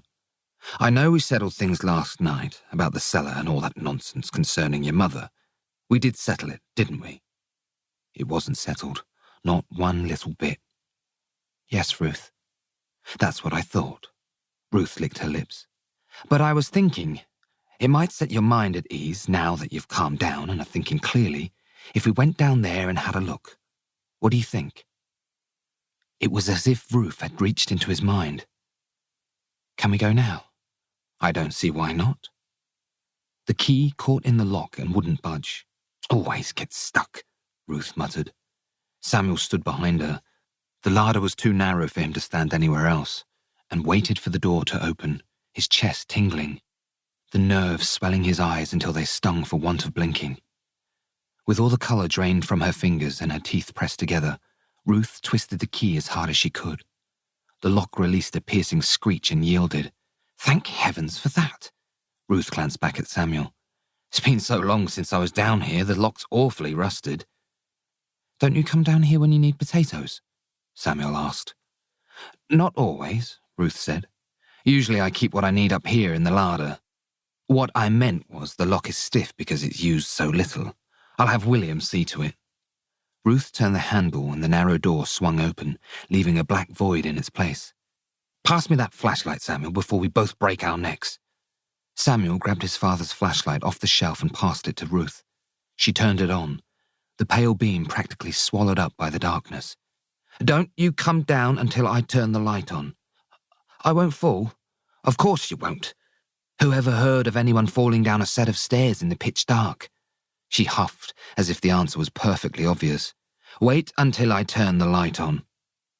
Wait? It took all of Samuel's self-control not to push Ruth aside and run ahead of her that very second. As for waiting in the larder, that was impossible. Stepping over the small wooden rise, Ruth lowered her head and stepped in, her eyes trained on the wooden stairs that tracked down into the gloom. "Careful, does it?" she whispered. Ruth began her descent and the boy followed quickly after her. She didn't make a fuss about it, probably too busy watching her step. The stairs had no railing, and so they both needed the wall to steady themselves. The rough wooden treads were worn smooth, but they still murmured and creaked as Samuel and Ruth went down. An odor of damp and mold and the slow decay of things shut up in a windowless pit rose to meet them. "Watch yourself, Samuel." Ruth had reached the bottom. "The last step catches you by surprise." Just as the boy stepped onto the cellar floor, Ruth located a length of cord hanging from the ceiling. A single, unadorned light bulb bloomed into life. Samuel stood somewhere in the middle of the room and turned, taking in every detail. The room was about half the size of the kitchen, stone walls dripping with moss, a bare floor, a low ceiling that Ruth could have reached up and touched. "Well?" Ruth was looking at the boy like he was about the silliest creature she ever saw. "Do you see a body? A bloody axe? Any chopped up limbs?"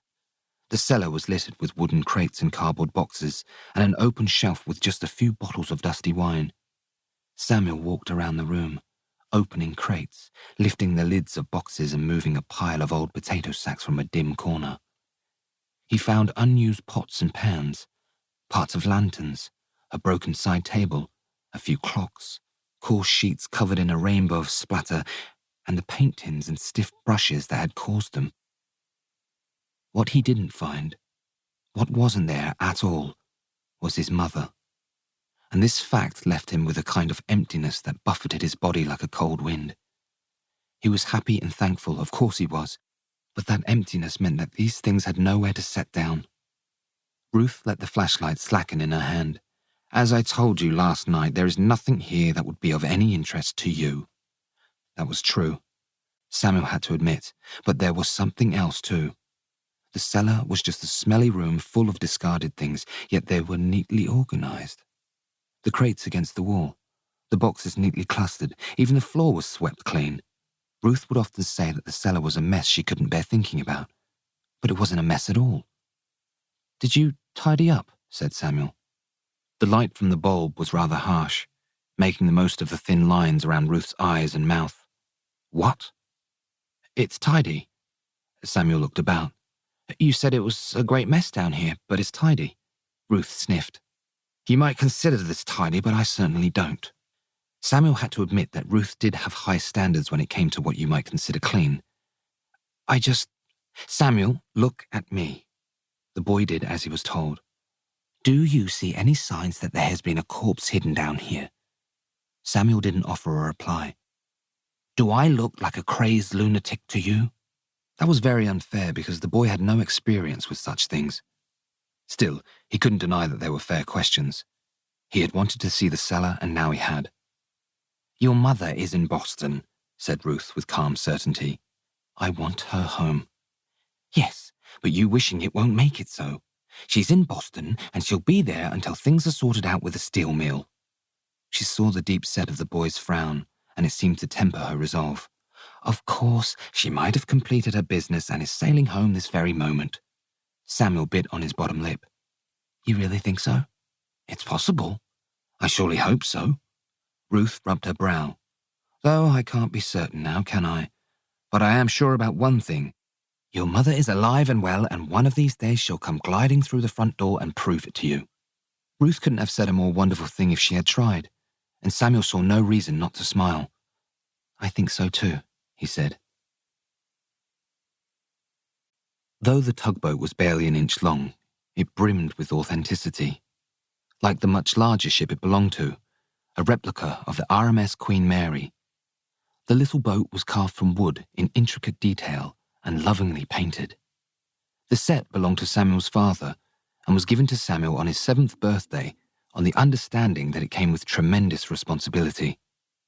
As such, it was kept up on the mantel in his bedroom and almost never played with, no matter how it might call to him, practically crying out to be part of some violent shipwreck That would require his whole battalion of fighter planes spiriting to the rescue. The Queen Mary was still on the mantel, being much too big for what Samuel had in mind, but one of the 4 small tugboats that went with the set was nestled in the pocket of his school blazer. Samuel was still panting, having run all the way from his bedroom down to his mother's study. He moved swiftly now, arranging the postcards around the atlas. With only a few minutes until he set off for school, he had to be quick. And what he planned simply couldn't wait until the afternoon, not when this new certainty was swelling in his chest, demanding something solid that would carry him through the coming days as he waited for his mother to come home. And she was coming home. She was on the ship right that very moment. Ruth had practically guaranteed it. Samuel picked up the coil of red yarn that he had taken from Ruth's sewing kit. There wasn't time to ask permission, and there was no harm in it, and began pulling on the thread. The postcards were turned over and arranged in chronological order, though the boy didn't need to see the picture of each city to know the locations. Still, he checked anyway, rattling off his mother's journey one destination at a time. With enormous care, Samuel began twisting the red yarn around the pin stuck in San Francisco. That was the first city his mother had visited. When it was secured to his satisfaction, he unspooled the yarn and pulled it towards Texas, winding it around the pin planted in the heart of Dallas. On and on he went, his nimble fingers working at speed, threading the red yarn across the atlas. Back to California, this time Los Angeles. Then on to Florida, Pennsylvania, Toronto, New York City, and only stopping once he had reached Boston. The boy dug the tugboat out of his pocket. It wasn't exactly an ocean liner, not like the one his mother would be on, but it would do just as well. Samuel bit down on the yarn, severing it from the coil. Then he tied the end of the thread around the tugboat and placed it carefully on the atlas right above Boston Harbor. A grin pulled at his lips as Samuel pushed the boat out across the sea. The little tugboat was bound for England, and this thought shook the boy with hope so fierce it made his eyes sting and flood with no thought for his dignity. But even this childish outburst was a blessing, for as a film of tears blurred Samuel's vision, he could just about see the blue of the page begin to ripple and churn, dissolving into a tide, the tugboat carving its way through majestic waters. It felt wrong to call it an atlas now, foolish too, for it was really a world in miniature, and the story that it told was nothing short of wondrous. His mother was at sea. Even as he was standing there in her study, he could see her out there on the ship's deck, clutching the railing and looking heartsick as she stared into the salty mist. She was saying his name over and over like the words of a treasured poem, laden with thoughts of her little man, and counting the days, minutes, and hours until she was back home with him. Chapter 15. Samuel didn't walk straight home from school that afternoon. He spent more time than he needed packing his school bag and then sat down, tying and untying his shoelaces while the schoolyard emptied. If he stayed back an extra 10 minutes or so, Joseph would get sick of waiting and would go on up the hill without him. It wasn't that he didn't like Joseph. He was his best and only friend after all. It was just that, without quite having the words to pin it down, Samuel knew he was carrying something terribly fragile, and he feared that walking home with Joseph might break it. He wouldn't mean to do it, or even know that he was doing it, but he would, because that was Joseph. He waited as long as he could before passing out of the school gates, and when he did, Samuel collided with Mrs. Phillips and her basket full of groceries. Mrs. Phillips knew everyone in the village, and she was one of the few people Samuel's mother would cross the street to avoid. "You nearly knocked me over," she said, checking her bag to make sure her eggs hadn't broken. One had, which was nothing short of catastrophic. Then she looked him up and down. "I suppose your mother's not come back yet?" "Not yet, Mrs. Phillips." "What could possess her to sail halfway around the world on a whim?" "Mother is meeting with—" "She's had her troubles, we all know that." Mrs. Phillips said this more to herself than anyone else. "But what good is there in chasing rainbows? I told her that. Give up that wretched still mill, that's what I said, it's beyond you. And do you know what your mother told me?" Samuel didn't know. "She said, 'How can I ever be happy stuck out here with barely £2 to rub together? I'll go mad.' That's what she said. 'You'll find a way,' I told her. She said she had a plan to turn things around. A week later, I heard she went sailing to America without so much as a goodbye. Samuel had never really liked Mrs. Phillips, and he liked her even less now. She used a great many words, and he wasn't sure any of them were good. Mother will be home soon. Ruth said she's probably on the boat right now. This caused Mrs. Phillips to smile rather coolly. She would know, I suppose. Luckily, Mrs. Phillips saw someone at the crossing she wanted to chastise even more than Samuel, and he was able to escape. But though he was soon a safe distance from Mrs. Phillips, her words had their hooks into him, and for some reason it made him think of his mother's letter, the one he had hidden in the atlas. Why hadn't he taken it out and finished reading it? Didn't he go to a great deal of trouble and risk to steal it? In that moment, Samuel realized something he had never known before, that it was possible to want to do something and not want to do it at the very same time. What's kept you? Samuel looked over and saw Joseph sitting in the shade of an elm tree. He shrugged. I had things to do. What things? Joseph got to his feet and picked up his bag. Just things. Joseph fell in beside Samuel. Mind if we don't run today? I'm dead tired. My dad was up to mischief last night. What sort of mischief? Samuel asked. Drink, mostly. Joseph nudged Samuel in the ribs. You still spooked about old Ruth? She's not old, and I wasn't spooked. I don't blame you, not a bit. If my dad vanished into thin air and my mum said he'd gone off on a boat, I'd wonder if she'd done him in. Wouldn't blame her neither. Samuel couldn't let Joseph's words just hang there and mean what they meant. So he said the very things he didn't want to say.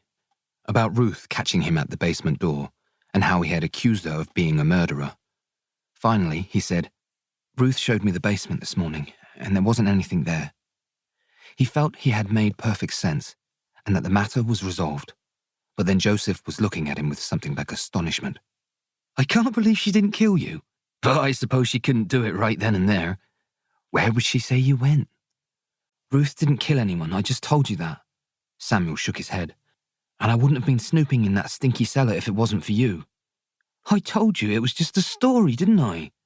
Ruth didn't kill anyone, Samuel said again. Never said she did.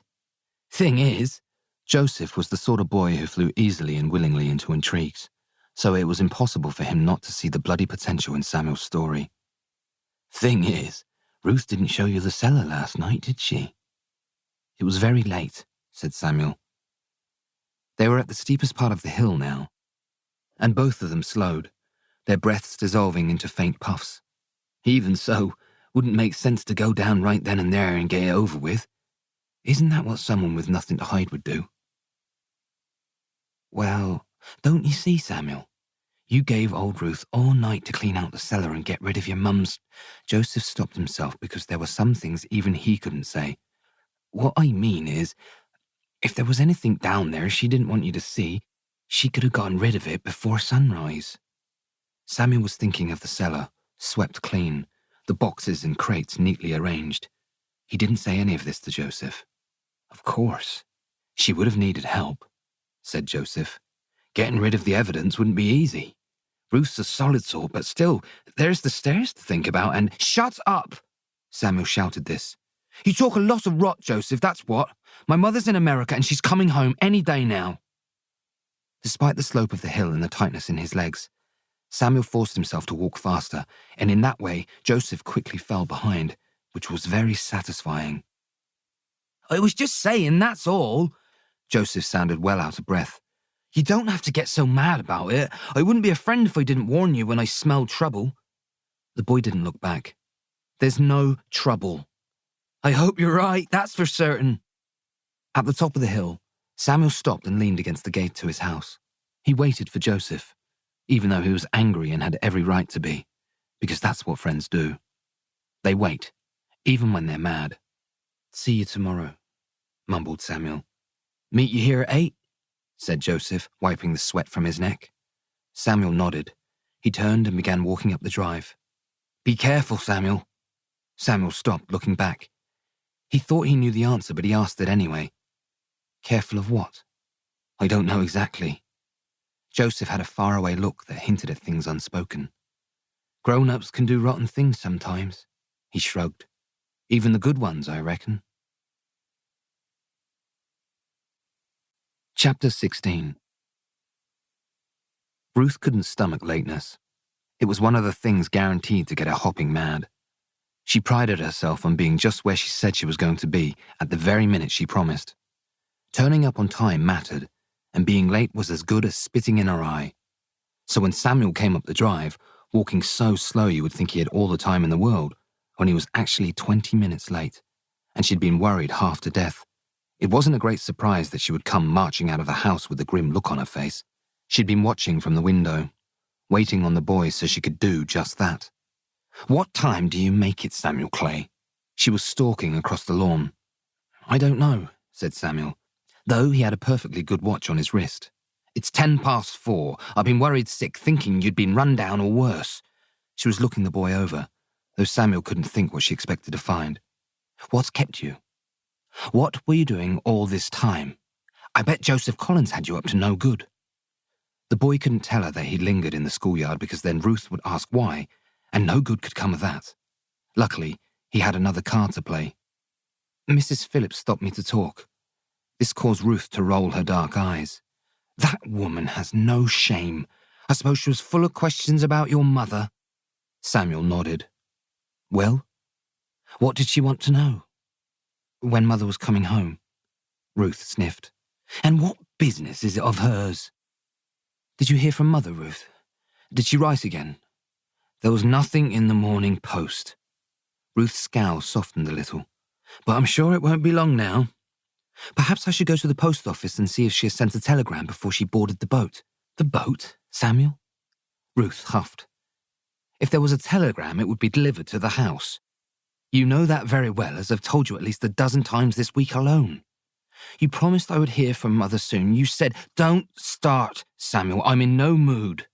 She glanced around and caught sight of William coming out of the woodshed with an axe. "Just be patient. Your mother will—" "What on earth is that man doing?" Ruth took off towards the woodshed, her arms swinging the way they always did when she was on a mission. Samuel set his bag down and wandered after her. "I hope you're not planning on wasting all afternoon chopping wood." Ruth was in the middle of saying this when Samuel reached her. "I wanted the lawn clipped today. If it gets much wilder, people will think the house has been abandoned." "Hello there, Samuel." William pretended as if Ruth hadn't said a word. William had been the gardener for as long as Samuel could remember. He was tall with bronzed hair that frequently looked in need of combing, and a substantial beard. William was fond of squinting, and he always seemed to be on the very edge of laughter. Samuel's father once said William could have made something of his life if he wasn't juggling quite so many vices. "Hello, William," said the boy. "Mr. Sloane, will you do as I asked?" Ruth's tone was crisp. William smiled at her. "We can discuss it once I've had a word with the boy." Ruth and William didn't like one another. Last summer, Samuel had seen them in the stables having words. Ruth was angry, standing close to William talking in a whisper, Samuel figured, which she always did when she was really cross. But William didn't seem scared at all. In fact, his hands were on her like she had taken something of his and he meant to get it back. Samuel had run and told his mother what he had seen, that Ruth might need help. But his mother had giggled and said Ruth was just fine and he had no business spying on people. "How's life treating you, Samuel?" said William. He always asked this question, and Samuel usually shrugged, never sure how to answer it. "I caught that rabbit of yours making a meal of my lavender this morning." William's grin suggested he wasn't especially bothered. "I had to turn the hose on him." This made Samuel giggle. Ruth huffed. "I lost a row of sprouts to that creature, and it's not as if we have food to spare." "Any more of them postcards from your ma?" William asked the boy. Samuel nodded. "One came on Monday." "How's she keeping over there in America?" "She hates it. She wants to come home." "I don't doubt it." For once, William didn't look amused. "She'll be home soon," said Samuel. "Ruth says—" "Mr. Sloane," said Ruth, her hands locked together, "I thought I made myself very clear about the lawn. Was I not clear?" "My name's William." He swung the axe up onto his shoulder and looked at Ruth, a smile curling up under his mustache. "I seem to recall it's passed your lips once or twice." Samuel saw the irritation splash over Ruth's face. Her eyes narrowed, her cheeks flushed. "Mr. Sloane, are you not capable of trimming the lawn? Because if you're not, then I will." "I doubt very much you'll find another gardener," William said. They tend to like being paid, and we both know I'm owed 2 weeks as of yesterday. This seemed to take the wind out of Ruth's mighty sails. As you know, Mr. Sloane, things have been rather difficult lately. I know it, said William, and I've been patient, haven't I? Samuel watched the axe head turning back and forth as William twisted the handle. You have. Ruth cleared her throat. I've let Olive go, but it's all I can do to look after the boy and cook the meals and keep the house clean and tidy, without having to tend to the garden as well. She took a long breath. That is why I need your assistance. Fair enough, said William. But a man has to eat, Ruth, even a good-for-nothing like me. I can't be coming here labouring from dawn till dusk without payment. Ruth glanced briefly at Samuel, then back at William. I am working on it, Mr. Sloane. I've heard that before. William was smiling again. But if anyone can find a way, I reckon you can, Miss Tupper. Ruth cleared her throat again, and Samuel saw how uncomfortable she looked. He had an odd feeling then, one he couldn't put a name to. A sense that there was something passing between Ruth and William that wasn't about trimming lawns and paying wages, but something else. Something more. Will you get to work on the lawn like I asked? Said Ruth. William nodded. There's a dead branch on the elm by the gate, and I reckon it'll fall if I don't see to it. I'll make a start on the lawn as soon as I'm done. Good. Ruth unclasped her hands. Come along, Samuel, you have homework to do. As Samuel wrote out his spelling words, his attention was elsewhere. He hadn't even touched the glass of milk or the shortbread in front of him. He was thinking about William and Ruth, wondering about what went unsaid between them, and those thoughts were like a net scooping up other ones, and soon his mind was spinning darkly. Joseph was to blame. He'd said something as they walked up the hill, something Samuel had thought was stupid but now had fixed itself to Ruth and William. She would have needed help. Joseph was talking about Ruth killing his mother and moving her body while Samuel was sleeping. Ruth would have needed help getting the body up the stairs. That was Joseph's theory. Samuel hadn't thought about that before. He'd just assumed Ruth was strong enough to do all the beastly work herself. She could lug sacks of flour from the car easily enough and carry in huge bundles of logs from the woodshed. When Joseph said what he did, Samuel had dismissed it as fanciful. Ruth hadn't done anything to his mother, and besides, who in the world would help her do such a horrid thing? Then Samuel had watched Ruth and William giving each other strange looks, and Ruth blushing, William smiling at her and twisting the axe, and it all made horrible sense. Ruth had killed his mother, and William had helped her hide the evidence. But where? It's not like you to leave a shortbread uneaten. Ruth was wiping down the kitchen table. I'm not very hungry, said Samuel. That's a first. Samuel didn't want to believe it. Hadn't he stayed back from school just so Joseph wouldn't put doubts in his mind? If it felt odd for Samuel to have his mind change so easily, his mother both alive and then dead from one breath to the next, he didn't question it. He had a great many thoughts and, in the course of any 1 hour, might feel 10 different ways about the very same thing. I finished my homework. Samuel closed his book. Can I go outside and ride my bike? Ruth stopped cleaning the table and looked at him. You've got no appetite for shortbread, but you've energy enough to ride your bike. Samuel picked the shortbread up and took a bite. Can I go? Suit yourself. Ruth rinsed the cloth out under the tap. But make sure you change out of that school uniform first and don't throw your trousers on the floor. I want them folded and put away. Yes, Ruth. The bike was leaning against the oak tree, and Samuel walked right past it. He was looking for a body. He had already checked the stables, but all he found was some engine parts, his father's car, which Ruth used to run messages in Penzance, and a wall of old cupboards filled with tools and jars of screws and nails. That only left the woodshed. And wasn't that the most likely place of all? No one went in there except for William and Ruth. The windows were painted over and it had a lock on the door. If Ruth needed to urgently move a body from the cellar, the woodshed was the perfect place to hide her wicked crime. So that was where Samuel was headed. Where are you going in such a hurry? William was across the yard, cutting the lawn just like Ruth had asked. He had worked up a sweat and was wiping his face with a dirty handkerchief. Samuel stopped. I'm looking for my bike. In the woodshed? Samuel didn't know what to say. I think I saw it by the oak tree. William wore a wry smile. "You must have walked right past it, I reckon." "Oh," Samuel pushed the hair from his eyes. "I didn't see it." "Daydreaming, were you?" Samuel nodded and then turned, walking back the way he had come. When he reached the oak tree, he walked around it and then, using the trunk as cover, snuck a peek at William. He was back at work on the lawn, heading down towards the fence. It was the perfect moment to go. Samuel sprinted across the grass, his shoes vanishing among the clusters of overgrown grass and wild flowers, his eyes fixed on the woodshed. Samuel saw William turning the lawnmower. He'd have a clear view of him as soon as he looked up. So Samuel practically dove behind the woodshed, his knees skidding across the grass. He got up, caught his breath. Then he edged around the small stone building, his eyes fixed on the gardener. William wasn't looking over, his attention consumed by the task at hand, the roar of the mower as it sliced the tall grass, causing the air itself to tremble. Samuel dropped low and crawled to the door.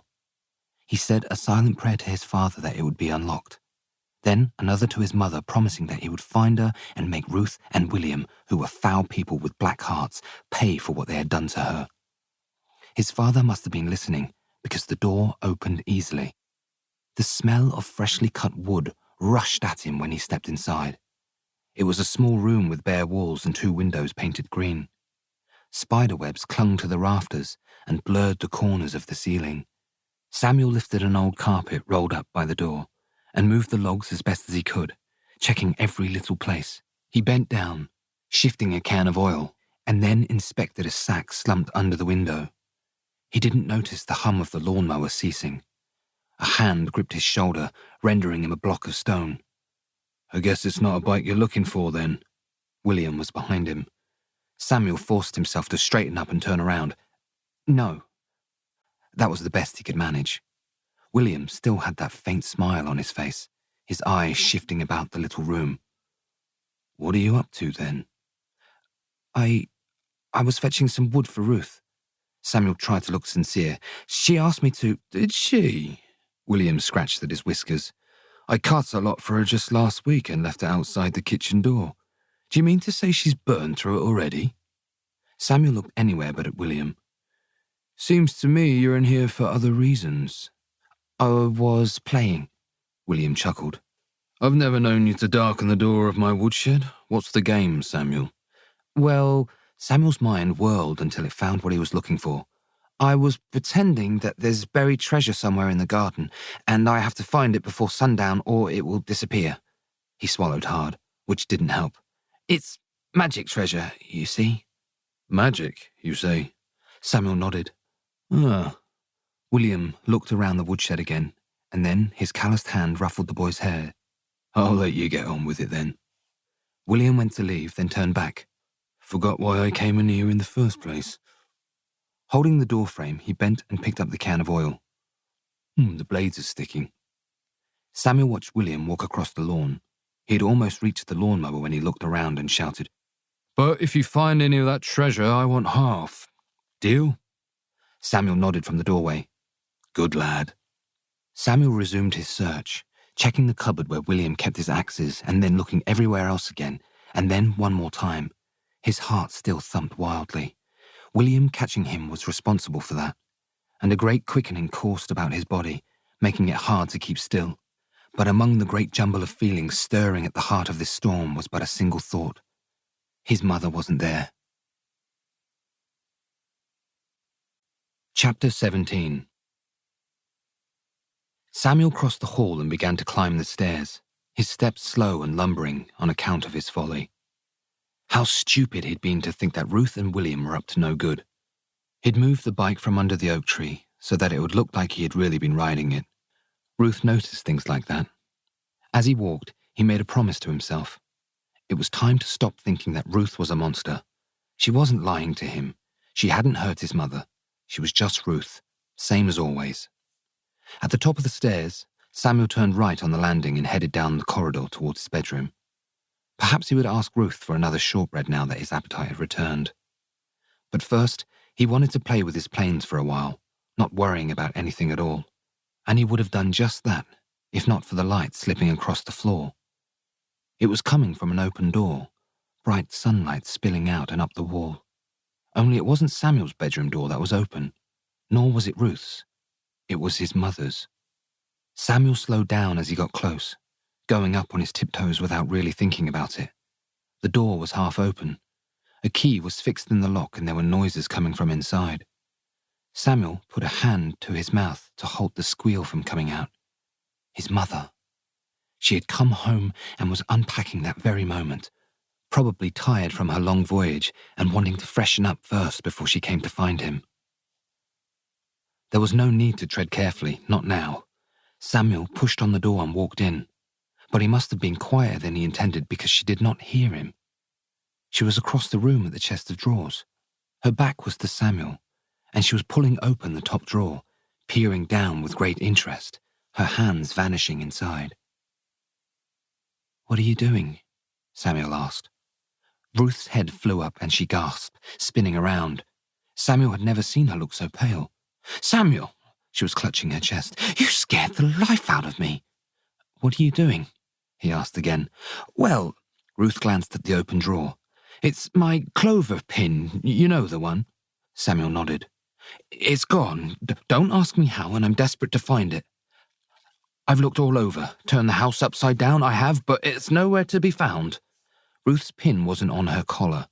Samuel knew it was a gift from her father, and she wasn't ever without it, so it made sense that she would turn the house upside down to get it back. But there was a problem.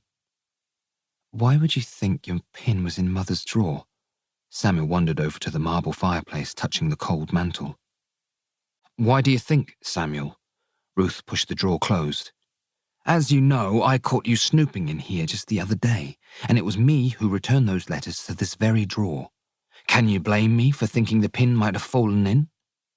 "That was 2 days ago. You had the pin on yesterday, I saw it."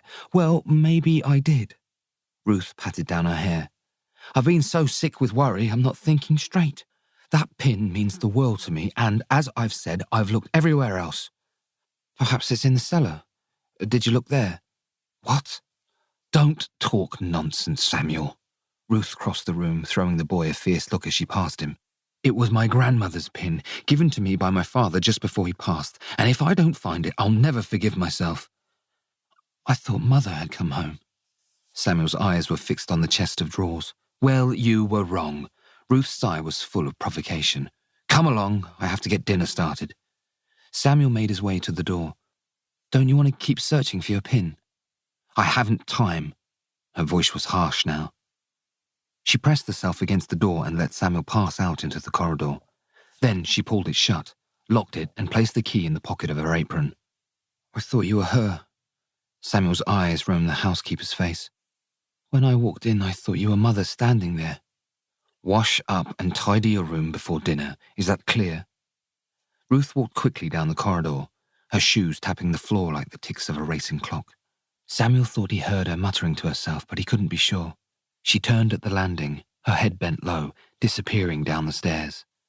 The boy stood there long after she had gone, thinking on it all, and watching the shadows gather in the empty spaces where she had been.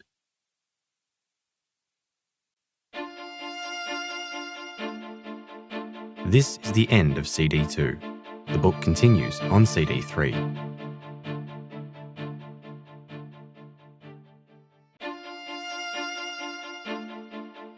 CD 3.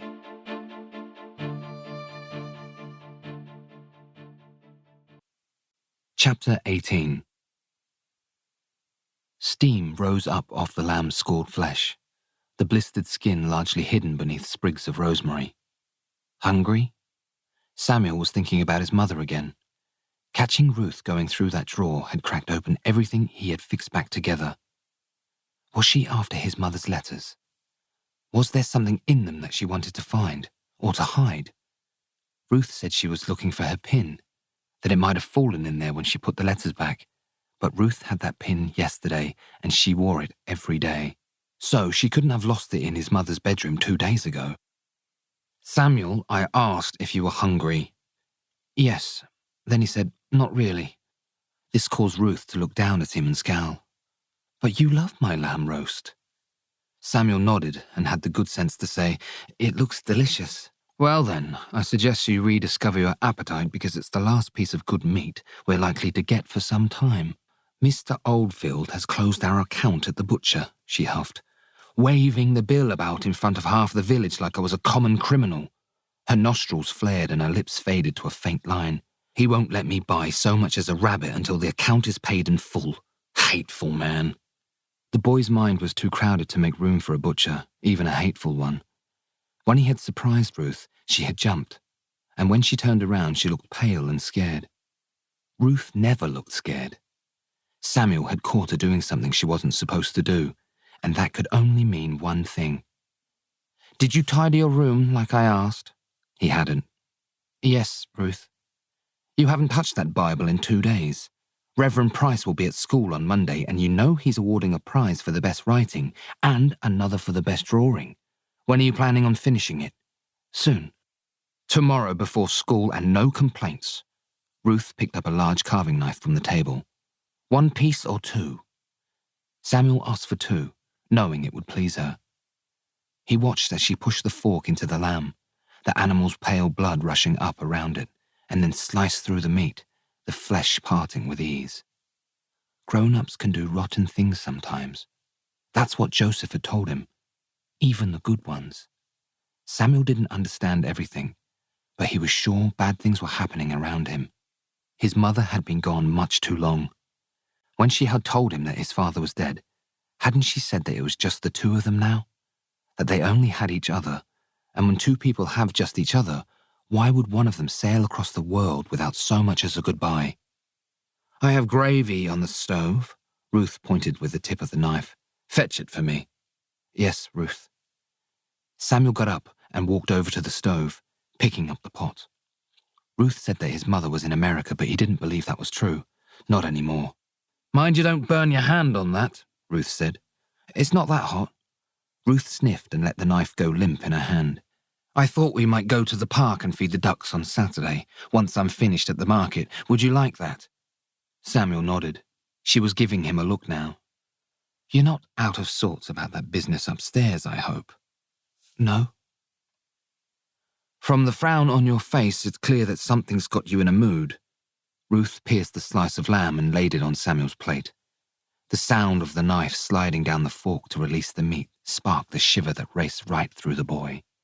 You think it was you who'd lost the precious family pin and not me? Perhaps it's in your bedroom, said Samuel, sitting down. I could help you look for it. You think I haven't looked there myself? I've turned the whole room upside down.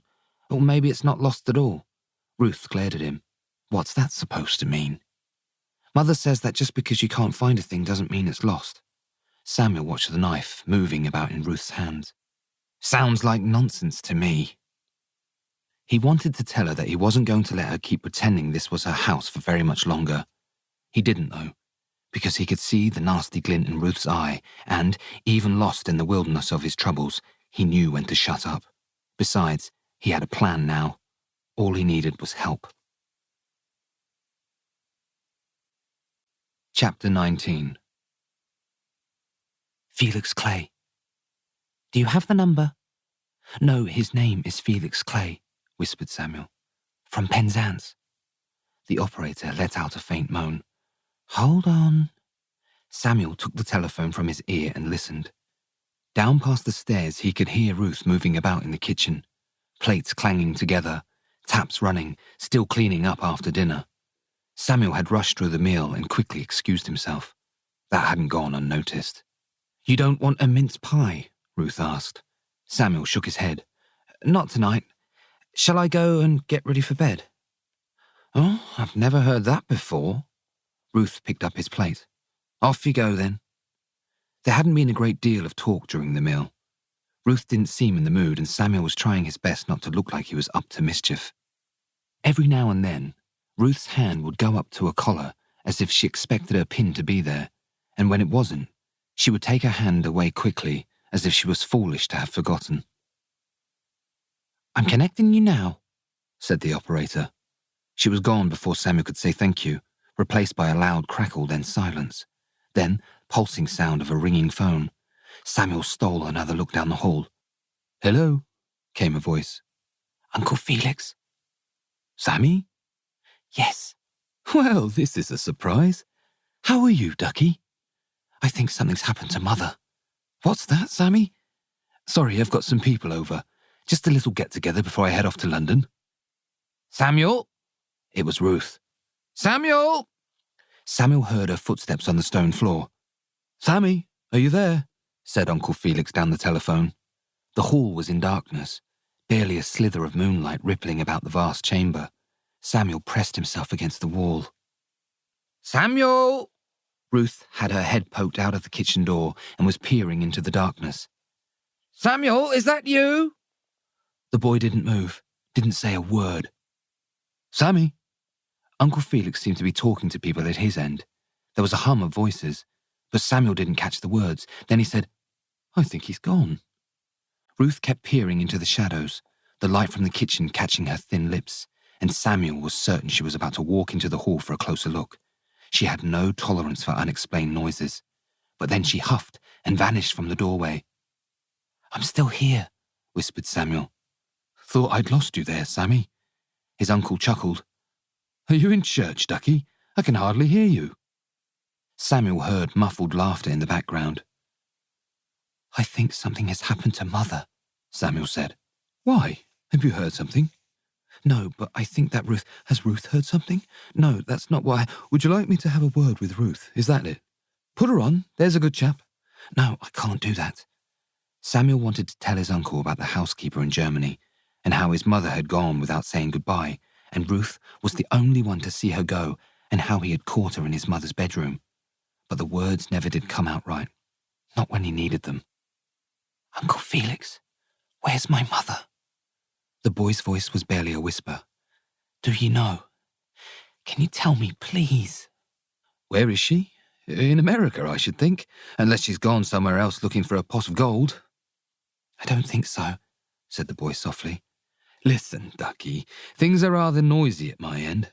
Why don't I call you when I get back from London and we'll have a good chat then? She's been away 118 days, Uncle Felix. She wouldn't stay away so long if she could help it. Well, that's business for you, isn't it? Uncle Felix chuckled again. Don't understand it myself, but you mustn't lose heart, Sammy. I'm sure your mother will be home in a jiffy. Now I must dash. Please, listen, something has happened. I know it has. There was a loud crackle down the line. Talk when I get back from London the week after next. That's a promise, Sammy. Get some sleep, won't you? Oh, you sound worn out. The phone clicked and the line went dead. Chapter 20. Sleep wouldn't come, and Samuel lay in bed for an eternity looking up at the ceiling. Even the shadows from the oak tree outside, reaching across the ceiling like the talons of some malevolent sorceress, weren't fearsome enough for him to shut his eyes. How could he sleep? It was foolishness to even try. His mind was a tempest of wild contemplation. When Ruth came up to check on him, he pretended to be asleep, which was a waste of time. You don't fool me, Samuel Clay, she said. I know when you're asleep and I know when you're trying to make it look like you are. He opened his eyes. Ruth was standing over his bed, holding a cup and saucer, and Samuel knew it contained tea with the juice of a full lemon squeezed into it. Ruth took one with her to bed every night. Did you brush your teeth? She asked. Samuel had nodded. I see you were telling tales about tidying your room. She was scowling at the planes scattered across the floor in battle formations and soldiers lying face down. No good can come from lying, Samuel. Haven't I told you that 1,000 times? Don't you ever lie? It seemed a fair question. Ruth scooped up 2 or 3 of the planes with her free hand, placing them on the side table. Not if I can help it. But that wasn't really an answer, and Samuel knew it. Perhaps the doubt played on his face because Ruth added, Of course there are times when it isn't right to speak the full truth, to protect someone's feelings and such. Protect them from what? Well, said Ruth, taking a sip of her tea, sometimes the very worst thing you can tell a person is the truth, especially if it'll do more harm than good. My sister Alice once asked me what I thought of the dress she was wearing to a special dance. Now, the dress was nice enough, but her hair was frightful, and her makeup brought to mind a carnival clown. And I said so, Ruth sniffed. That went down like a lead balloon. She was angry. Oh, yes. I realized too late that some people, like my sister Alice, aren't ready for the truth, which is what I was trying to tell you. She straightened her shoulders. Mind you, I still prefer to speak my mind and suffer the consequences. The boy was staring up at her. Have you ever lied to me? What a thing to ask! Have you? Ruth rested the cup on the saucer. Never! Now, it's time you were asleep. It might have been time, but there was no sleeping for Samuel. Each worry heaped atop the next, until it felt like there was a great mass pushing down on him, stealing the breath from his lungs. He thought about his mother's letter. Buried within the ornate curves of her words, he sensed an undeniable jeopardy, though he couldn't name what exactly. But Ruth had been rifling through his mother's drawer, which meant she must have been looking for that letter. Perhaps it contained something she didn't want Samuel to discover, some clue about what Ruth had done to his mother or where she really was. The boy stood up, and another notion quickly hurried in, as they tended to do. Ruth didn't know that Samuel had stolen the letter, because if she did, he would surely have heard about it by now and felt her wrath, which meant that Ruth didn't know about the letter, so perhaps that wasn't what she was after. Still, Samuel felt there was now nothing more urgent in the world than reading what his mother had written to his father, and that's what he intended to do. The door to his bedroom squeaked with treacherous glee as Samuel stepped into the corridor. The floorboards, too, seemed determined to betray him, creaking and moaning as if he were crawling along an aching back. Samuel passed his mother's bedroom first, a dark tomb, and for some reason this was a relief, as if a part of him instinctively knew he could not carry the burden of another fresh mystery that night. But Ruth's bedroom had a story to tell. A faint blush of lamplight bloomed beneath her door.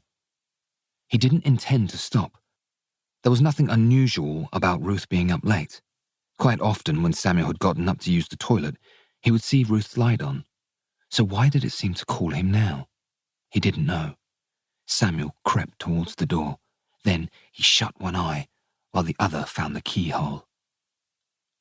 It was an oval-shaped view, the orb blurring the edges of the bedroom. He saw the bed, still made, and the window across the room and the table under it. And he saw Ruth sitting there, in her nightdress, her hair out.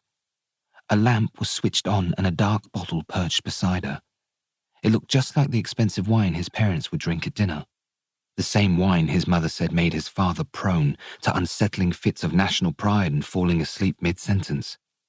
Ruth was looking down, her usually straight shoulders hunched over, her right elbow bent and moving. Samuel supposed she was writing. It wasn't so very odd to be writing a letter at night, he reasoned. People did it all the time, didn't they? Perhaps Ruth was writing to her sister Alice, who was getting married soon and for the second time, which wasn't a scandal because her first husband had fallen under a train. So why did watching Ruth, fully occupied with the writing of something, twist the knot in his stomach? It wasn't fear. What was there to be afraid of? It was something far more urgent. Samuel needed to know what she was writing because he couldn't imagine a world in which this late-night labor didn't have something to do with his mother. His hand gripped the doorknob. He knew she would be furious if he barged in. She might beat him, throw him across the room. She'd done that before. He wanted not to care. He wanted to be brave and take what she might give him if it meant knowing what she was up to.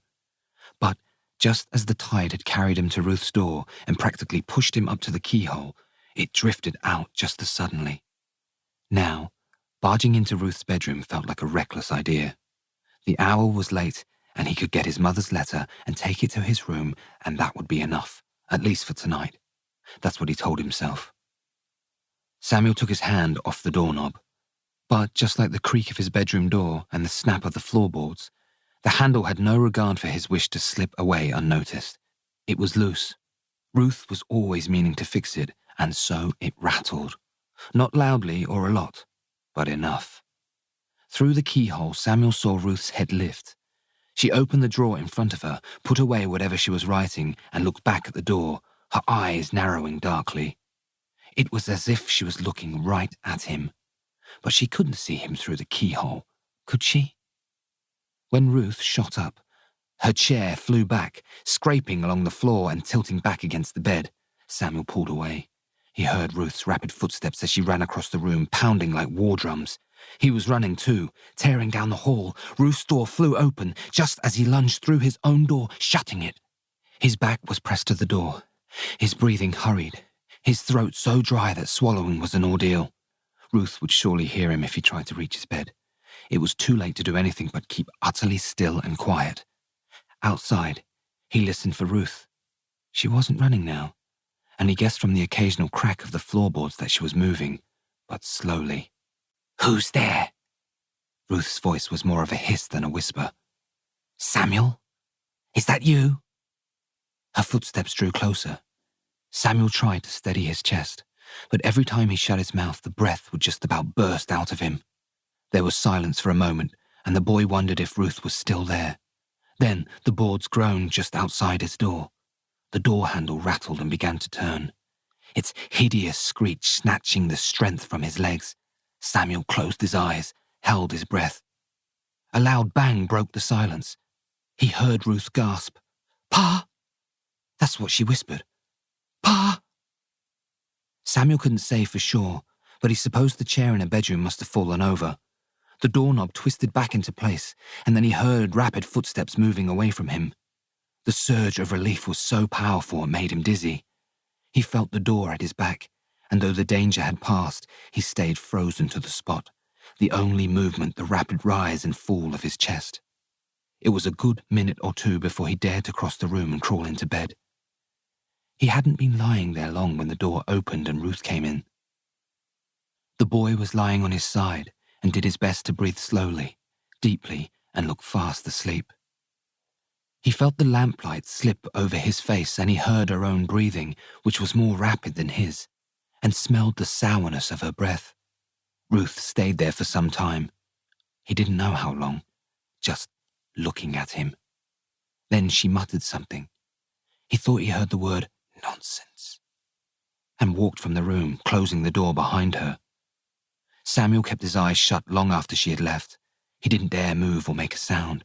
He just lay there pretending to be asleep, fully aware that this was a wise thing to do, as there was every chance Ruth was watching him through the keyhole. Chapter 21. Ruth was bright and cheerful at breakfast, which wasn't like her at all. She moved about the kitchen in good spirits, even making a low sound every now and then, like she was singing softly to herself. "How did you sleep?" she asked Samuel when he sat down at the table. "Okay.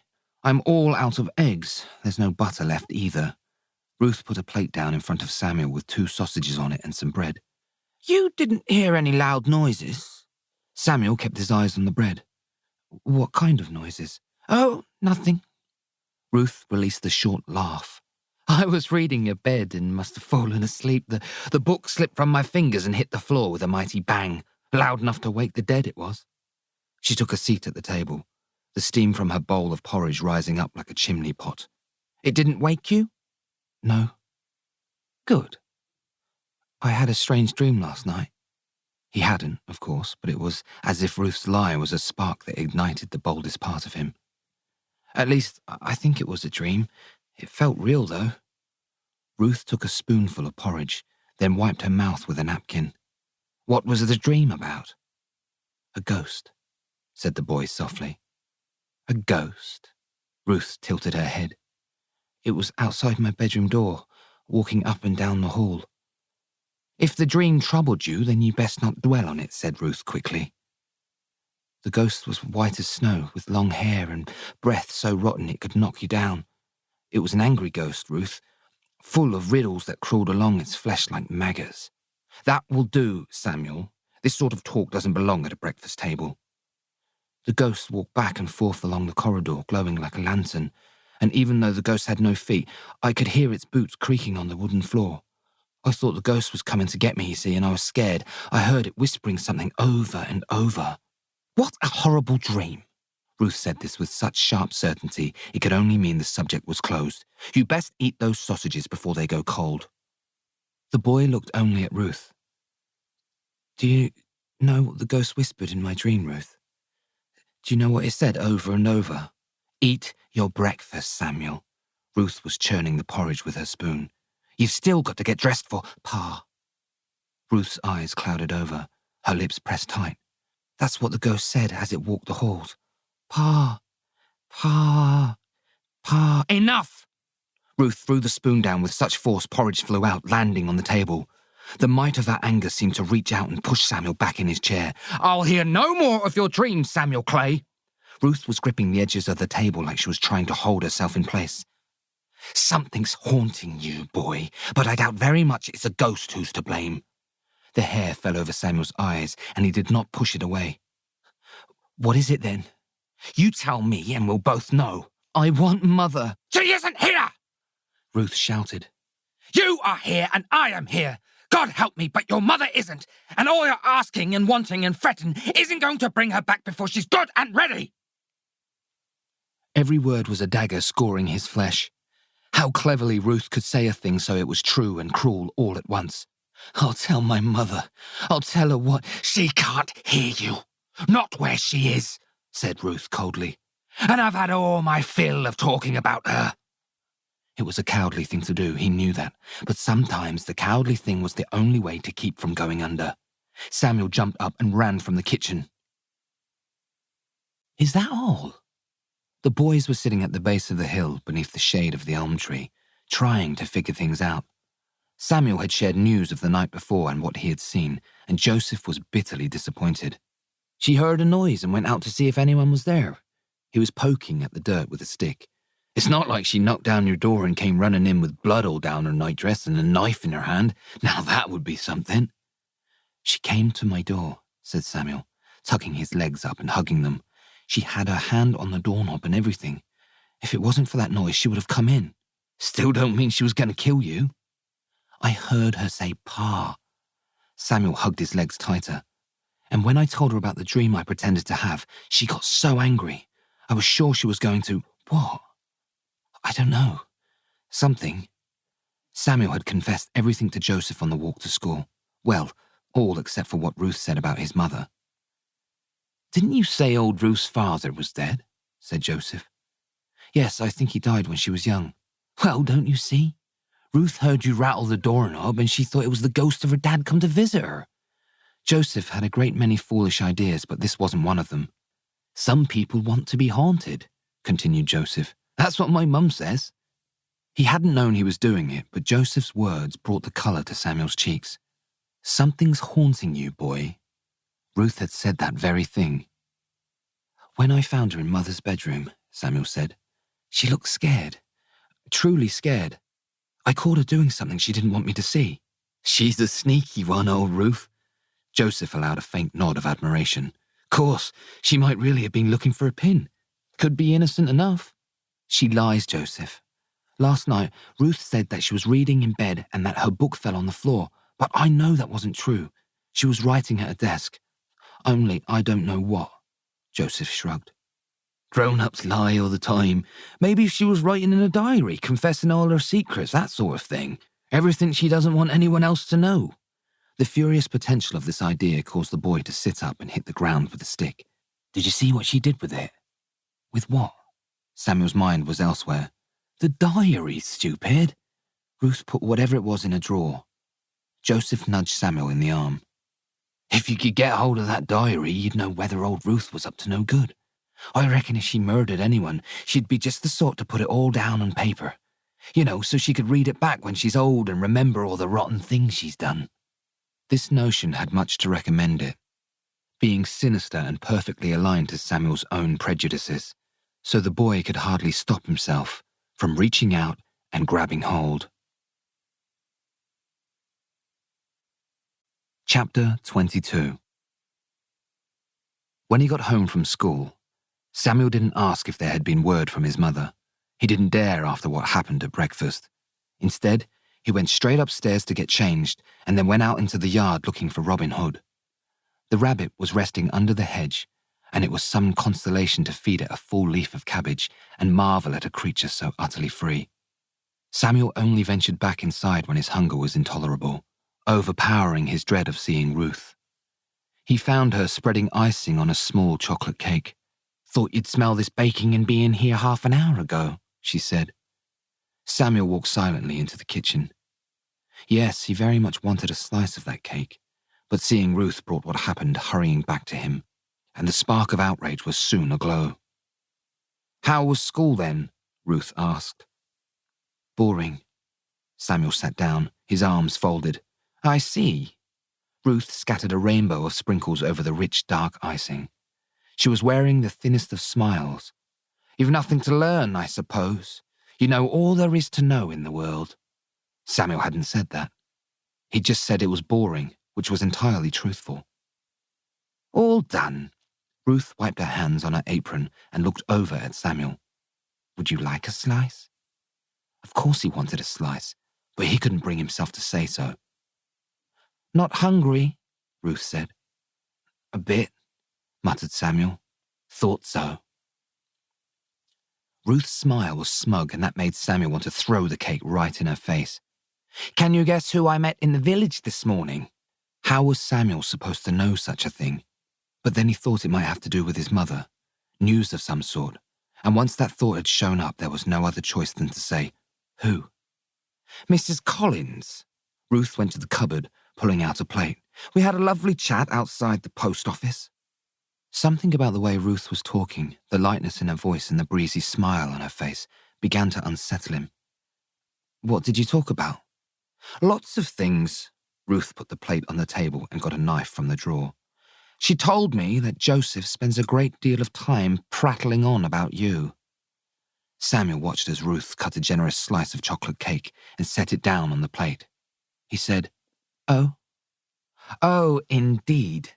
Ruth passed the cake to Samuel. "Mrs. Collins told me that her Joseph is convinced I've got dead bodies piled up in the cellar." She looked only at Samuel. "Can you imagine that?" The boy stayed quiet. "Joseph's mother thought the whole thing was hilarious, and naturally I enjoyed the joke along with her." Ruth retrieved the fork from the drawer, handing it to Samuel. "Though it's hard to find the funny side of an ugly, wicked lie." She smiled. "Eat up. I know it's your favorite." Although his appetite had left him, Samuel took a bite, occupying himself wholly with the cake and not watching Ruth as she moved about the kitchen. "Can you think where your friend Joseph might get a story like that, Samuel?"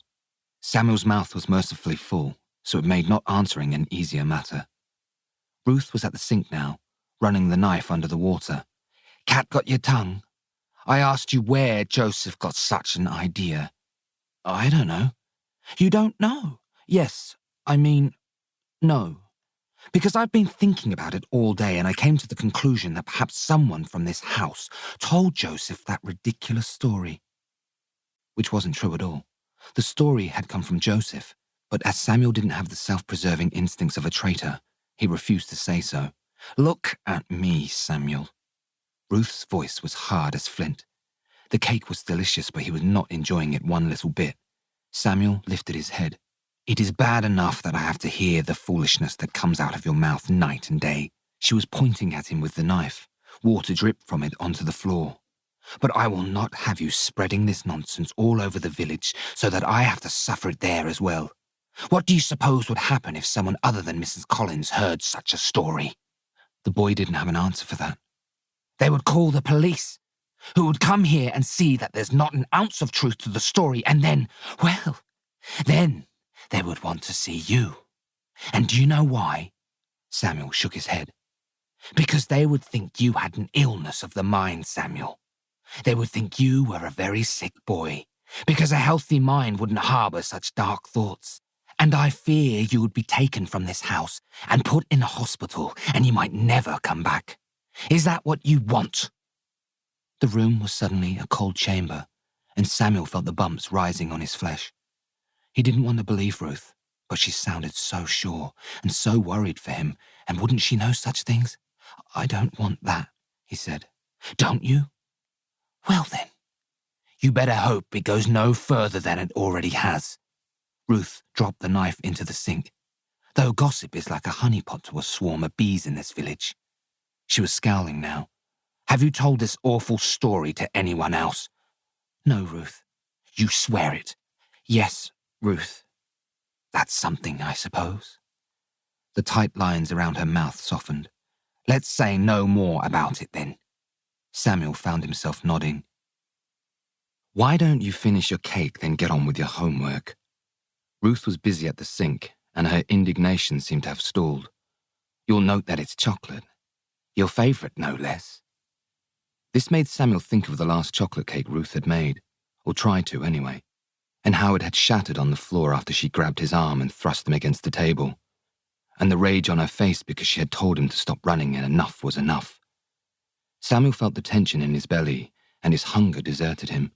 Still, he knew that Ruth would like to see him eat the cake. She was watching, and it was his favourite. So he picked up the fork and took another large bite. "How is it?" she asked before he'd even had a chance to swallow. "Good." Ruth went to the larder and came out with a handful of onions. "I'm cooking pie with the leftover pork tonight. There's plenty left and I can throw in a few bits and pieces to liven it up."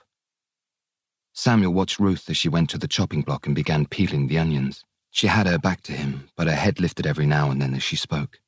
"I had planned on roasting a pheasant with fresh greens, but," she sighed, "pheasant costs more than I can spare right now, and there's the outstanding bill at Mr. Oldfield's to consider, so leftovers it is." "Are we poor?" Samuel took another bite of cake. "Things are tight, but we're not destitute, not quite at any rate." The good cheer suddenly washing about the kitchen didn't do a great deal for Samuel's spirits. Everything Ruth had said about the police coming and locking him away in some revolting hospital had bruised, and he had to force himself to take another bite of cake. "Now, I don't want you saying anything about leftovers to Joseph Collins either," instructed Ruth. "I'm sure the whole village has heard about my public shaming at the butcher's, so we don't want to add fuel to the fire. Is that clear, Samuel?" Samuel swallowed the cake quickly so that he could answer Ruth, and immediately he felt a strange sensation in his throat. Something odd, something foreign had passed down and then got stuck. It lodged there and would not move, no matter how hard Samuel swallowed. He was so busy trying to force it down that he didn't notice how the air no longer moved freely. His face felt hot, and now he was trying to desperately force a breath up from his lungs. Ruth lifted her head but did not turn around. "I said, is that clear, Samuel?" He was making a gurgling sound. At least, he was trying, but it quickly died without the breath to carry it. "What on earth is that noise?" Ruth said. The boy's chest was clenched like a fist, his eyes watering, the lack of air making his head whirl. Samuel stood, knocking the chair over, and banged down on the table. Ruth twisted around. She saw the boy's face, bright red, and the terror in his eyes. She hesitated, just for a moment, as if she were not sure what to do. Then she shouted, "Samuel!" The housekeeper ran across the kitchen, pushing the boy forward and then pounding on his back. Samuel's eyes had fogged up and his head was a vault of pressure and pain. Ruth struck his back again, causing his body to flatten out on the table. She hit him again and then again. He was going to vomit. That's what it felt like. Then something shot up and a river of blood and sick spilled across the kitchen table. Samuel took a greedy breath and began to cough. "Thank God for that." Ruth kept her hand at his back. "Mercy." Samuel took another breath and then another, wiping his mouth and then his eyes, which were foggy with tears. "Are you all right?" Ruth picked up the chair and eased him down. "I couldn't breathe. I was choking." Ruth fetched him a glass of water. "The cake must have gone down the wrong way." Samuel could taste the bitterness of blood in his mouth. He pointed to the pool of vomit on the table. "It wasn't the cake." Ruth looked down and saw, in among the bile, an object roughly the size of a raisin, slick with blood. She picked it up and held it to the window. "What is it?" said Samuel. "Glass." Ruth said this faintly. "It's a piece of glass." Before Samuel could ask how a piece of glass had found its way into the chocolate cake, Ruth went over and washed it under the tap, then placed it down on the table. She said, "I dropped the jug of cream when I was making the cake. It hit the edge of the table and shattered. I thought all the pieces went on the floor, but..." The water trembled in Samuel's hand as he took a drink, and the cool liquid felt like fire rushing down his throat. "Butterfingers, that's what I've got." Ruth's face was a web of frowns. She stood over him, had him open his mouth. "Does it hurt?" "Just my throat. There's some bleeding, but I don't see any serious damage." She leaned closer still, her stale breath hitting his face like a warm breeze. "I'll ring for Dr. Wolfe if you like." Then she put a hand under the boy's chin. It's up to you, of course. But he's such a nosy one, and I'm just concerned that he might find other things needing his attention besides your throat. Samuel swallowed and the pain buckled his face. Like what? Well, as I was saying, you've been so troubled of late. One look at you and he'll see that. And then he might ask questions and, well, I just don't want him hearing all ghastly things you've been thinking about. Murder and wickedness.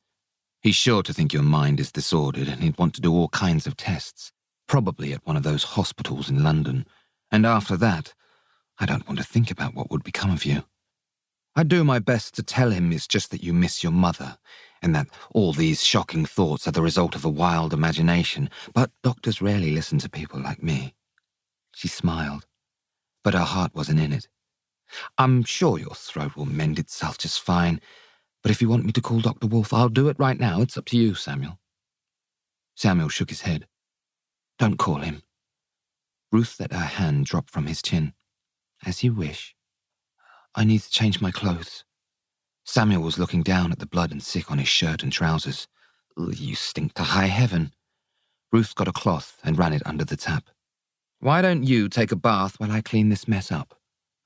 All right. I'll make you some tea with honey. That'll do wonders for your throat. Samuel stood up. He tasted the blood rising up in his mouth and forced himself to swallow. Thank you, Ruth. Chapter 23. The atlas glowed under the lamplight. Samuel was seated at the small table, his arms crossed, his head resting on his hands, his eyes travelling between Boston and West Cornwall. The lamp sprayed soft orange light over the white pages, causing them to flare and shimmer like sand dunes in the desert. The pages were curved just a little at the spine, and the blue of the water between England and America seemed to swell with dark promise. Was his mother on a ship right now sailing that ocean back home to him? He'd had such hopes before then and been left feeling foolish.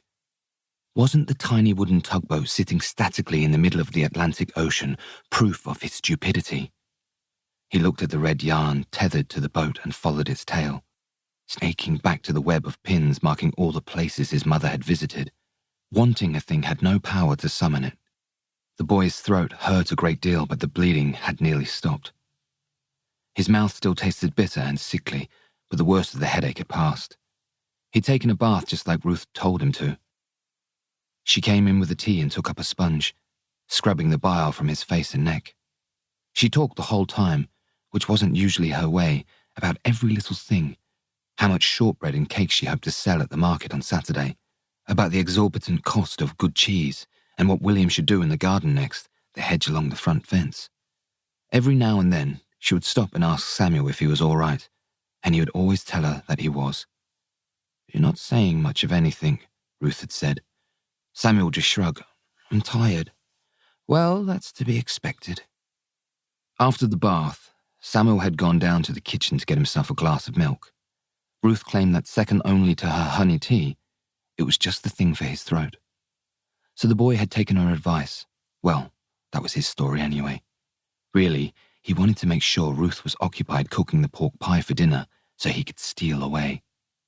By then the sun had all but fallen, and when he had walked into his mother's study, the bay window practically sang to him. So that's where he went, standing there, watching the dusk light up behind the trees in the back garden. A mottled wound of red and purple. It was hard not to miss her the most then. They would think you were a very sick boy, because a healthy mind wouldn't harbour such dark thoughts. Ruth's words nested inside of him. You would be taken from this house and put in a hospital, and you might never come back. Was his mind troubled? He'd never considered the possibility. He didn't always think terrible thoughts, but lately, Samuel couldn't pretend he hadn't imagined the very worst things. He wanted to have a healthy mind. He wanted to be like any other boy. What would his mother think if she came home and he was in a hospital for children who had gone mad? He knew she would find that a great burden. She would think he was disordered, afflicted in the worst way, and she might never want him near her again. The risk was very real, and he couldn't pretend otherwise. Samuel felt the pull of the atlas and what was hidden there. He had sat down at the desk, his eyes level with the map, and gazed longingly at the pins marking his mother's travels. Had he gone mad? And if he had, how could a madman know for certain? Ruth said he had horrible thoughts about ghastly things. True enough. When he caught her going through his mother's drawer, he hadn't wanted to believe that she was really looking for her lost clover pin. He'd thought it was proof she had done something awful. His mind wanted him to think that. And just that afternoon, hadn't he had dark thoughts about the piece of glass? Didn't it occur to him, right after Ruth said the jug had broken, that perhaps she'd put the piece of glass in the cake on purpose? His mind wanted him to doubt her, to recall how angry she was when he mentioned her pa, and after what Mrs. Collins had said about the dead bodies piled up in the cellar, to wonder if this was her way of punishing him, or even killing him, and to remember that moment when Ruth had hesitated, just for a second, after she saw him choking. These were all terrible thoughts, hinting at something tangled and rotten. Dr. Wolfe would know there was something wrong with him, just by looking at him. That's what Ruth said. Samuel knew he had to stop thinking bad things. His mother was in America, but just like Ruth said, she would soon be home. Nothing was wrong. He had her postcards, the ones where she said how much she was missing him. Wasn't that proof enough? Though she might be hundreds of miles away, Samuel warmed to the idea that in a way she was closer than that. For a part of her was hidden in the pages of the atlas. He hadn't wanted to finish her letter because she had written that she didn't want Samuel to visit her while she was resting up in Bath. Samuel's sickly mind wanted him to think that this meant something awful, that it meant she didn't want him near her. But if he could summon the courage to revisit the letter, he was sure it would show that his mother loved him very much. And if she hadn't wanted him to visit her, well, there must have been a very good reason. So the boy peeled back the pages of the atlas, careful not to disturb the pins and yarn, and pulled out the envelope wedged between a map of the Antarctic. He held the envelope and listened for any sound of footsteps. All was silent. Samuel pulled out the letter and went straight to the second page, his eyes swimming across the opulent scrawl until he found what he was looking for. When you write and tell me how much Samuel misses me and how he cries for me, it only makes things worse. If you only knew how wretched I feel when he is clinging to me and calling for me over and over. I feel as if I cannot breathe, my darling. I feel as if I am being pulled under the waves and that I am so far down not even you can reach me. Samuel stopped and his eyes flew back to where he had started. He read the sentences again, trying his best to understand them. He wasn't sure what the waves had to do with anything, but he felt confident the rest of it was well within his grasp.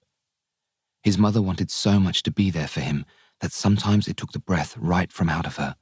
Yes, that's what it was. Her love for him was so great it sometimes made her feel as if she was sinking. That was why she did not want Samuel to visit her, because she knew that seeing him would excite her so and wear her out, which is not smart when you're supposed to be resting. With a faint smile, Samuel turned the page and read on. There are days when it is all I can do not to run away. Please don't think me a monster, but sometimes I actually plan it out in my head. Where I would go and what my life would be like. It's not that I don't love our life together. It is just that all around us are problems. Married life is not all bliss. Please don't think that I expect it to be. All I ask is that you allow me to be part of things. I know you wish to keep our financial strife to yourself. You are trying to protect me from our troubles, but have you ever thought that I might be able to help? It seems that the only role you have in mind for me is the one I am not suited for. You have a better way with him than I ever could. It seems so natural and so easy between the two of you that I sometimes resent you both for it. Can you understand, my darling? I do so want to love. Samuel pinched his fingers to turn the page, but page 3 didn't give way to the next, for there was no next page. He went through the letter again. Page 1, page 2, page 3. He felt each page carefully.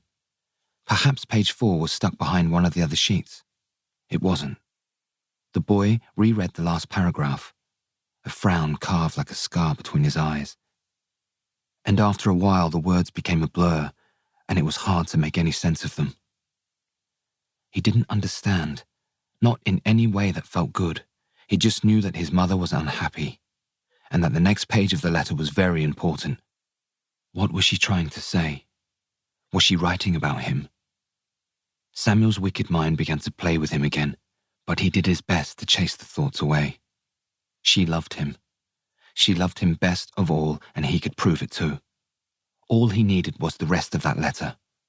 That would clear everything up, because she was certain to have written something special about him in closing. Wasn't that usually when the most tender feelings are put down on paper? The missing page was probably mixed up with the other letters in his mother's bedroom. Samuel folded the letter and returned it to the Antarctic. Then he went to the desk drawer and pulled out the key. Samuel! Ruth's voice was like a bark in the night. Where have you gotten to? I'm in here, Samuel called back. He listened for footsteps but heard none. Where's here? Mother's study. Or whatever for. Just looking at the atlas. Well, your dinner's ready, so hurry along. Samuel closed the drawer, slipped the key into his pocket and set off towards the kitchen. Chapter 24. How's that throat? The bleeding stopped, said Samuel. Didn't I tell you it would? Samuel nodded. It still hurts, though. Be gone by the morning, you mark my words. After dinner, if Ruth was in a good mood, they sometimes had tea or hot chocolate in the sitting room. Ruth liked to listen to the radio, usually some sort of detective story or a quiz show, where very smart people would answer questions. Often Ruth would know the answer before the smart people, and Samuel had told her more than once that she should go on one of those shows and win the prizes. Ruth would always wave him off and say that she was no scholar, and besides, who ever heard of a housekeeper winning a quiz show? Samuel took another sip of hot chocolate. The fire in the hearth was little more than kindling, and as the boy watched the smouldering logs begin to crumble, it didn't hold his interest the way it usually did. He was thinking about how he might slip away and find the missing pages of that letter, and he understood it wouldn't be easily managed. Typically, Ruth was everywhere all at once, but lately it was even worse, as if her eyes were always upon him. She was either passing by, or coming to find him, or looking from afar. She seemed to know where he was headed before he did. Twice, Samuel had said he needed to use the toilet upstairs, and twice Ruth had said the one downstairs was just as good, so he should use that one instead. Yes, it would take some managing. Did you finish writing the psalm?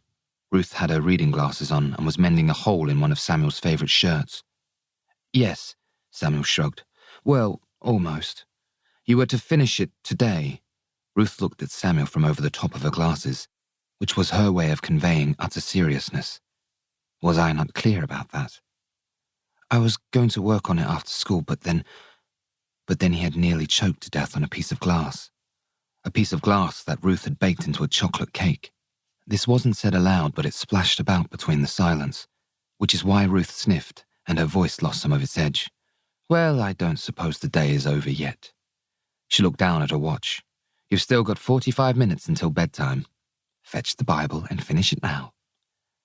But Reverend Price isn't coming to class until Monday. Even so, it's best you get it done now. Suddenly, a solution rose up in front of Samuel. He got out of his chair and started towards the door. You're right, I should get it finished. Good night, Ruth. Good night. Ruth was looking at him over her glasses again. And just why are you wishing me a good night?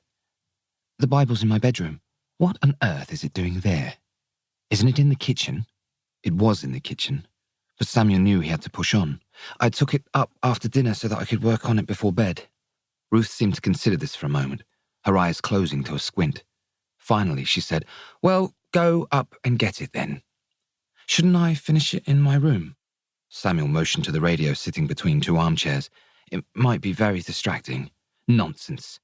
Ruth held the shirt up to the lamp and examined her stitching. I'll turn the radio down if I must. Besides, I want to be sure you write the Queen's English in such a way that Reverend Price will be able to read it. This was unhelpful, but Samuel would have to make do. Yes, Ruth. He checked the clock by the radio and then walked quickly into the hall. He wanted to run up the stairs, but Ruth would probably have something to say about that. She hated running on the stairs. said it sounded like a stampede and made her head rattle. So, Samuel took 2 at a time and went as fast as he could manage without stomping on the boards. When he got up to the landing, the grandfather clock's wretched tick seemed to delight in reminding him he didn't have much time.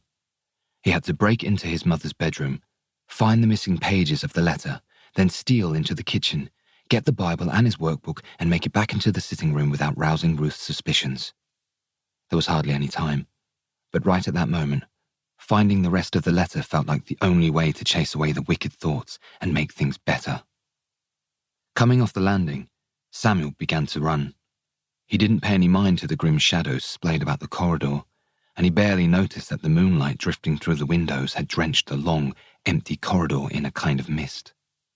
As he came to a halt outside his mother's door, he was already digging the key out of his pocket. The door opened, and the boy rushed into the bedroom, tripping on the rug and nearly crashing to the floor. The curtains were drawn, and Samuel had to feel along the wall to find the lamp. He switched it on and then jumped over the bed, moving swiftly towards the object of his attention. The top drawer opened roughly, catching on the left side. The baby blanket was folded neatly, and everything else looked undisturbed. Samuel just assumed the contents of the drawer would be in a great mess after Ruth had been in there looking for her pin. But everything was neatly arranged and in its proper place. He lifted out his father's baby blanket and placed it on the top of the chest, and then searched through its folds for the slim parcel of letters. They weren't there. Samuel didn't want the bad thoughts, but they clawed at him anyway. All about Ruth removing those letters so that Samuel wouldn't know what his mother had written. No, he reminded himself she had been looking for her pin, nothing more. Just looking for her pin, which meant so much to her because her father, God rest his soul, had given it to her.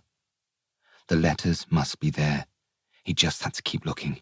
He pulled out the rusted tea tin with his mother's gold earrings and the ruby necklace in it, placing it on top of the blanket.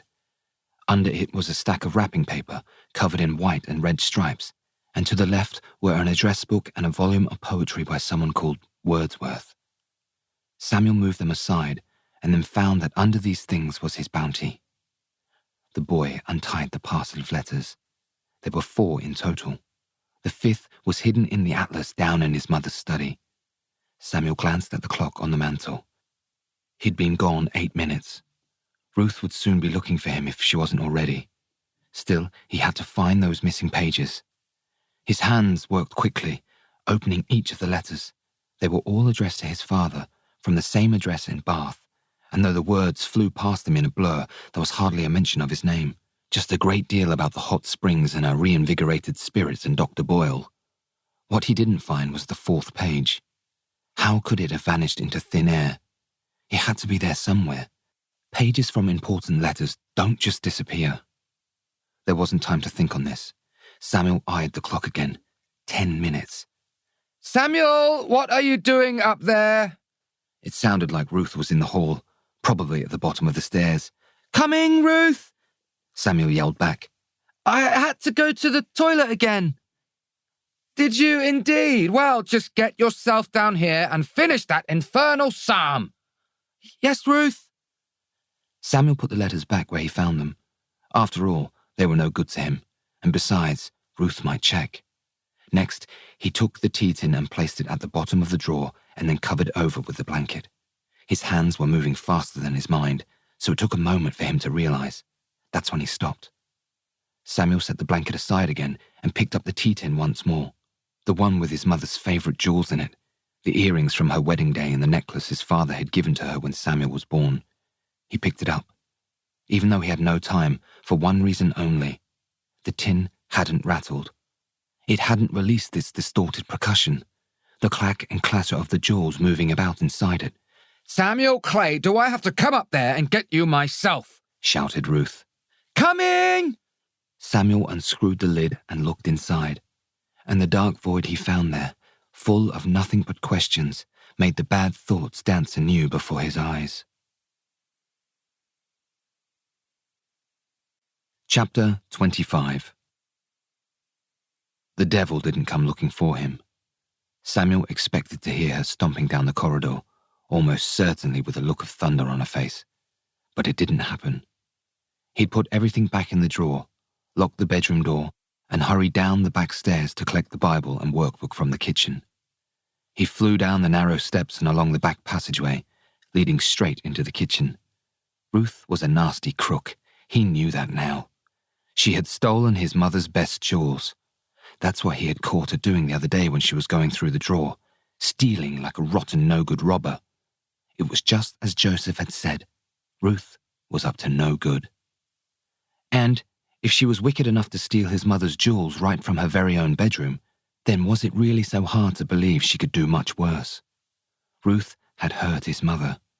Didn't that empty tea tin practically shout that out? She was the reason his mother had vanished in the night.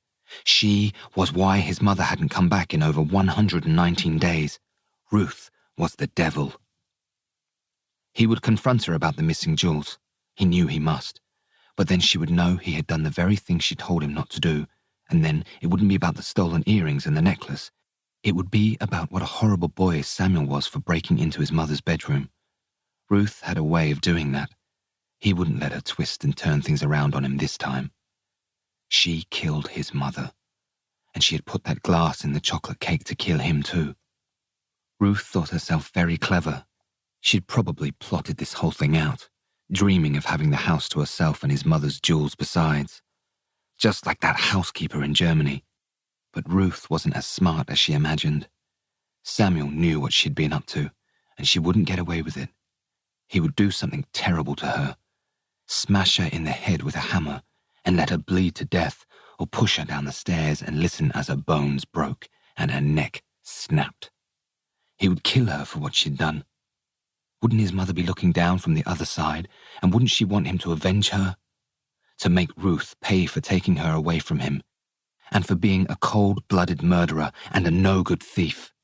It would take some thinking about, some planning and such, but he would do it. The kitchen was wrapped in layers of twilight, the cupboards vanishing into the gloom. The large table rendered an ominous black box. Samuel squinted to make something out of the darkness, moving swiftly in the direction of the icebox. Despite the rage in his heart, he couldn't deny there was fear pulsing there. If Ruth caught him, she would know the Bible hadn't been in his bedroom and that he had lied. Samuel's right elbow hit the icebox. He reached out and felt around it for his schoolbook and the Bible. He couldn't find them, and he just knew what that meant. Looking for something? Ruth's voice seemed to blow at him like a cold wind. He blinked into the darkness. Ruth? The light came on and she was there, standing by the door, the Bible in her hand. Her face looked remarkably smooth in the pale light, her eyes two dark pools, her mouth almost carved into a half grin. Samuel didn't want to be afraid. She had done awful things, he knew that now, and what he owed her was fury, not fear. Yet he did fear her. He was afraid. Do you think me a stupid woman? Ruth was looking at him as if she were reading a book she didn't quite understand. Is that it, Samuel?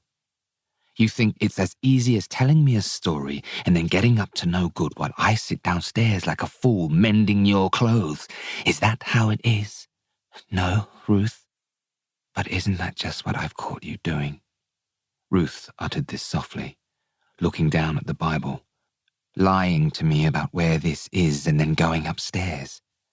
Samuel couldn't think what to say. Ruth was shaking her head now. There isn't anything you can do that I won't know about, Samuel. This house won't hold your secrets. It will betray them. In every creak of the floorboards, every foot on the back stairs, every flick of a light switch, every turn of a key, this house tells its tales for anyone with sense enough to listen. I thought the Bible was upstairs. Oh, yes. Ruth was leaning against the doorframe. So it's not that you lied to my face. It's that you just thought you had taken it to your room.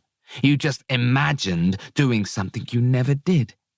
Is that the sorry tale you're asking me to believe? Samuel nodded his head. Ruth's cool indignation was a beast with many heads, many weapons, and it made easy work of snuffing out his own righteous anger. He might have imagined that knowing what she had done would arm him against her. But now he saw that while she was a general, Battle-scarred and fearless, he was hardly a foot soldier.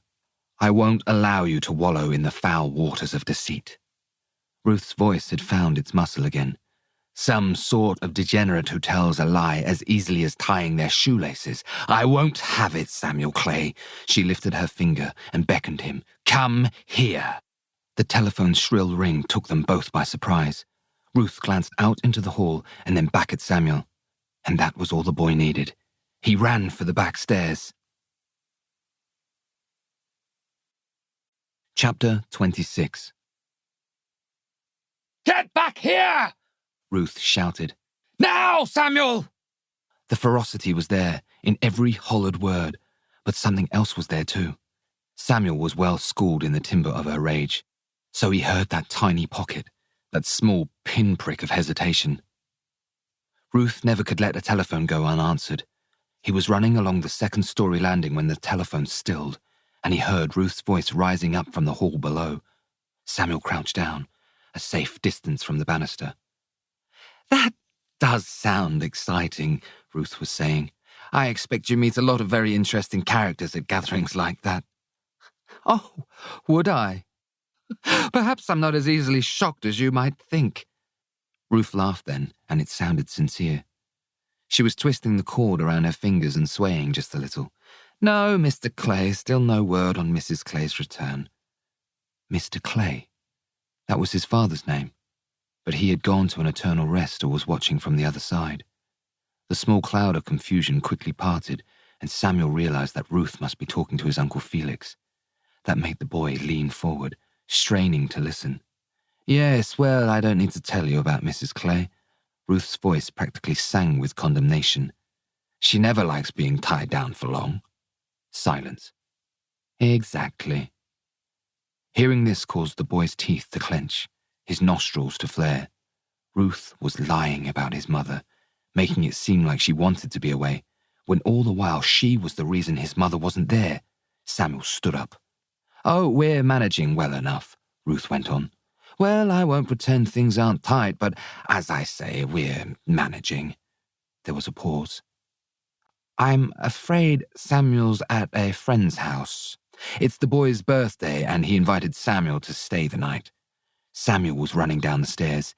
He had to talk to Uncle Felix, tell him everything, and make him call the police and get them to come and take Ruth to prison, to the gallows. The housekeeper glanced up and saw him on the stairs. Yes, Mr. Clay. Her words were tumbling out now. I'll be sure to tell him. You have a lovely time at your little soiree. Samuel jumped the last 3 steps and broke into a sprint. Good night to you, sir. His hand swung through the air, grasping for the telephone, but Ruth slammed it down. Such was Samuel's speed that he stumbled over her and hit the table, knocking the receiver from its perch. It dropped to the floor with a clang. Ruth bent down and calmly returned the receiver to its rightful place. I thought you'd disgraced yourself enough for one night. But you're outdoing yourself, Samuel. The boy's hands were on his hips, his breaths rapid. That was Uncle Felix, and don't say it wasn't. Why would I? Ruth patted her hair. I want to talk to him. I'm going to tell him all about you. Are you? Samuel reached for the phone, snatching it up. I'll ring him right now. Go ahead. He wasn't calling from home. Ruth looked unbearably superior. Samuel frowned. He couldn't help it. Where is he? That's none of your concern. He rang to speak to me. Don't be ridiculous, Ruth sighed. He was asking after your mother. I heard everything. The fear had fallen away, and the anger swept Samuel up, giving him the courage to look her in the eye. You were right, Ruth. This house will tell you its secrets if you listen carefully enough. You told Uncle Felix I wasn't here. You are the one who lies as easily as tying your shoelaces. If Ruth was shocked by his boldness, she didn't show it. Can you blame me for that? She met Samuel's glare, and if the boy hadn't known better, he might have thought she was regarding him with heartfelt pity.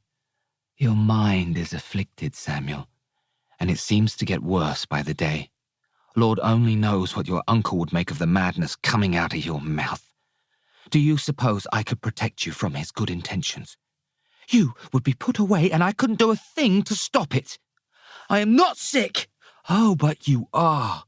How else can you explain it? Does a well child deceive and sneak about? Does a well child listen at doors in the dead of night? Does a well child ring his uncle and whisper about murderous conspiracies? Oh, yes. I know all about that. And finally, does a well child truly believe his mother has been chopped up in the cellar? Ruth's words could hollow out just about any certainty, and they had felled Samuel more times than he could count. The idea that he was ill, that his mind was sickly and that he was imagining things that weren't so, was a powerful one. It might have stilled the urgent voice in his head, if not for one very important thing. "The tea tin," said Samuel softly. This caused Ruth to scowl. "The what?" "Mother's tea tin." Samuel stepped towards her. "The one that had her very best jewels in it. The earrings from when she married Father and the ruby necklace he gave her when I was born." She understood now, and it played upon her face.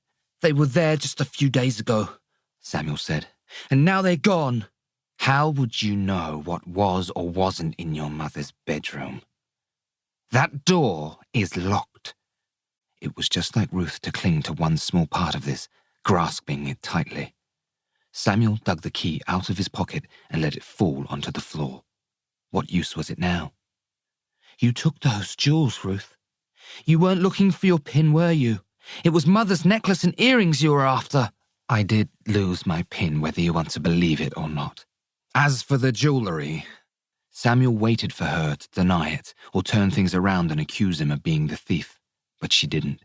Instead, she said, "I took them." "You stole them.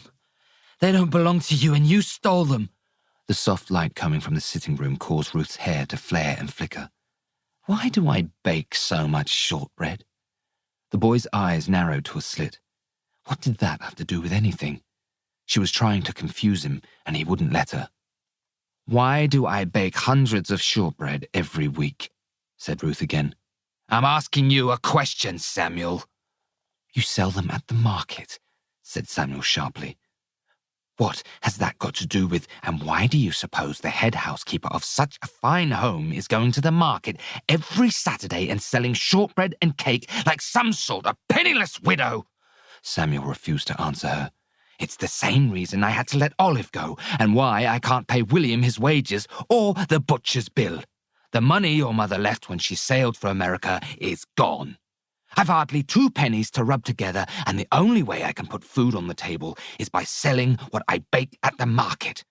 There's bills and expenses. This is a grand house, but there's no money to keep it running." The story Ruth was trying to weave was plain enough, but Samuel wouldn't let her wrap the tale around him. "You stole from my mother." "I did no such thing!" Ruth was shouting, and her voice repeated all the way up to the domed ceiling. "Before your mother went away, she showed me where those jewels were hidden and left me the key to her door." She glanced down at what was lying by Samuel's feet. "The only key, or so I thought. She said if the money she left ran out, I was to sell those jewels." "You're lying!" Samuel's words echoed just the same as Ruth's had, which was reassuring. "Mother loved those jewels best of all. She told me so 100 times, and she has all kinds of other necklaces and rings and earrings. Why wouldn't she sell those instead of the ones Father had given her?" "Because they're all gone, Samuel! Your mother sold almost everything last year after your father died. There was so much debt, and your grandfather wouldn't help. I'm sure you've noticed the vases and paintings and all the rest vanishing, here one day, gone the next. You're right. Your mother loved the necklace and earrings best of all. That's why she left them until last. But when it's money you need, things matter a lot less. And when you sell them, it's not because you want to, but because there's simply no other choice." What Ruth was saying sounded true enough. Things had gone missing all over the house. Olive had been let go, and William was complaining about his wages. Samuel had known about the troubles with money for some time, and his mother never hid it from him. Sometimes it felt like that was all she could talk about, and she was often away, visiting the steel mill in Lincolnshire or travelling all over to try and raise capital. So, it made sense now. Why Ruth was in his mother's bedroom churning through the drawer. She had been looking for the tin. But did that make her innocent? How was Samuel to know whether his mother had given Ruth permission to take those jewels? All he had was her word. And what was that worth? Hadn't she lied to stop him talking to Uncle Felix? Ruth said it was because Uncle Felix would know that Samuel was unwell, that he had a sickly mind, but he didn't believe that. Ruth had done some awful things. His throat still burned from the glass he had swallowed. Glass that Ruth had baked into that cake, which was chocolate, and his very favourite because she had wanted him to eat it, practically ordering him to gobble it down. And she hesitated, didn't she? Right when she should have been running to help him, Ruth had looked over and just stood there. That pause didn't last for more than a second or two, but he had seen it, and he knew what it meant. "You tried to kill me." He was nodding. "You wanted me to choke on that glass." Ruth reached down and picked up the key. "It's been a trying night, and I think we're both ready for bed. You may finish the psalm in the morning."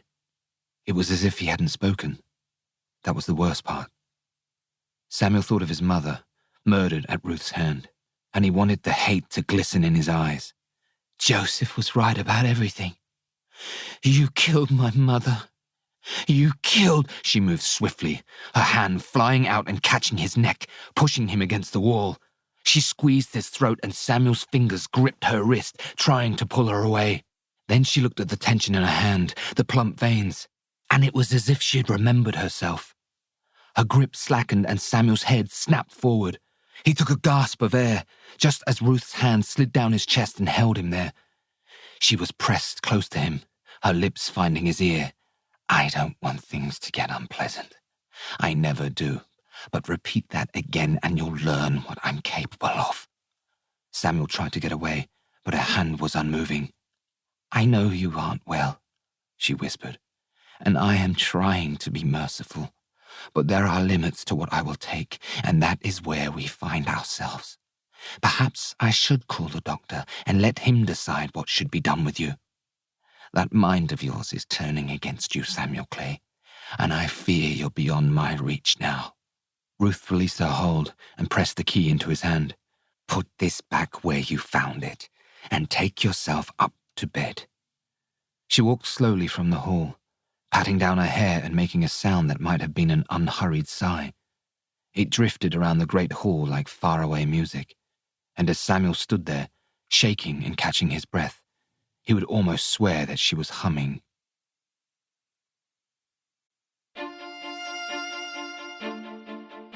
This is the end of CD 3.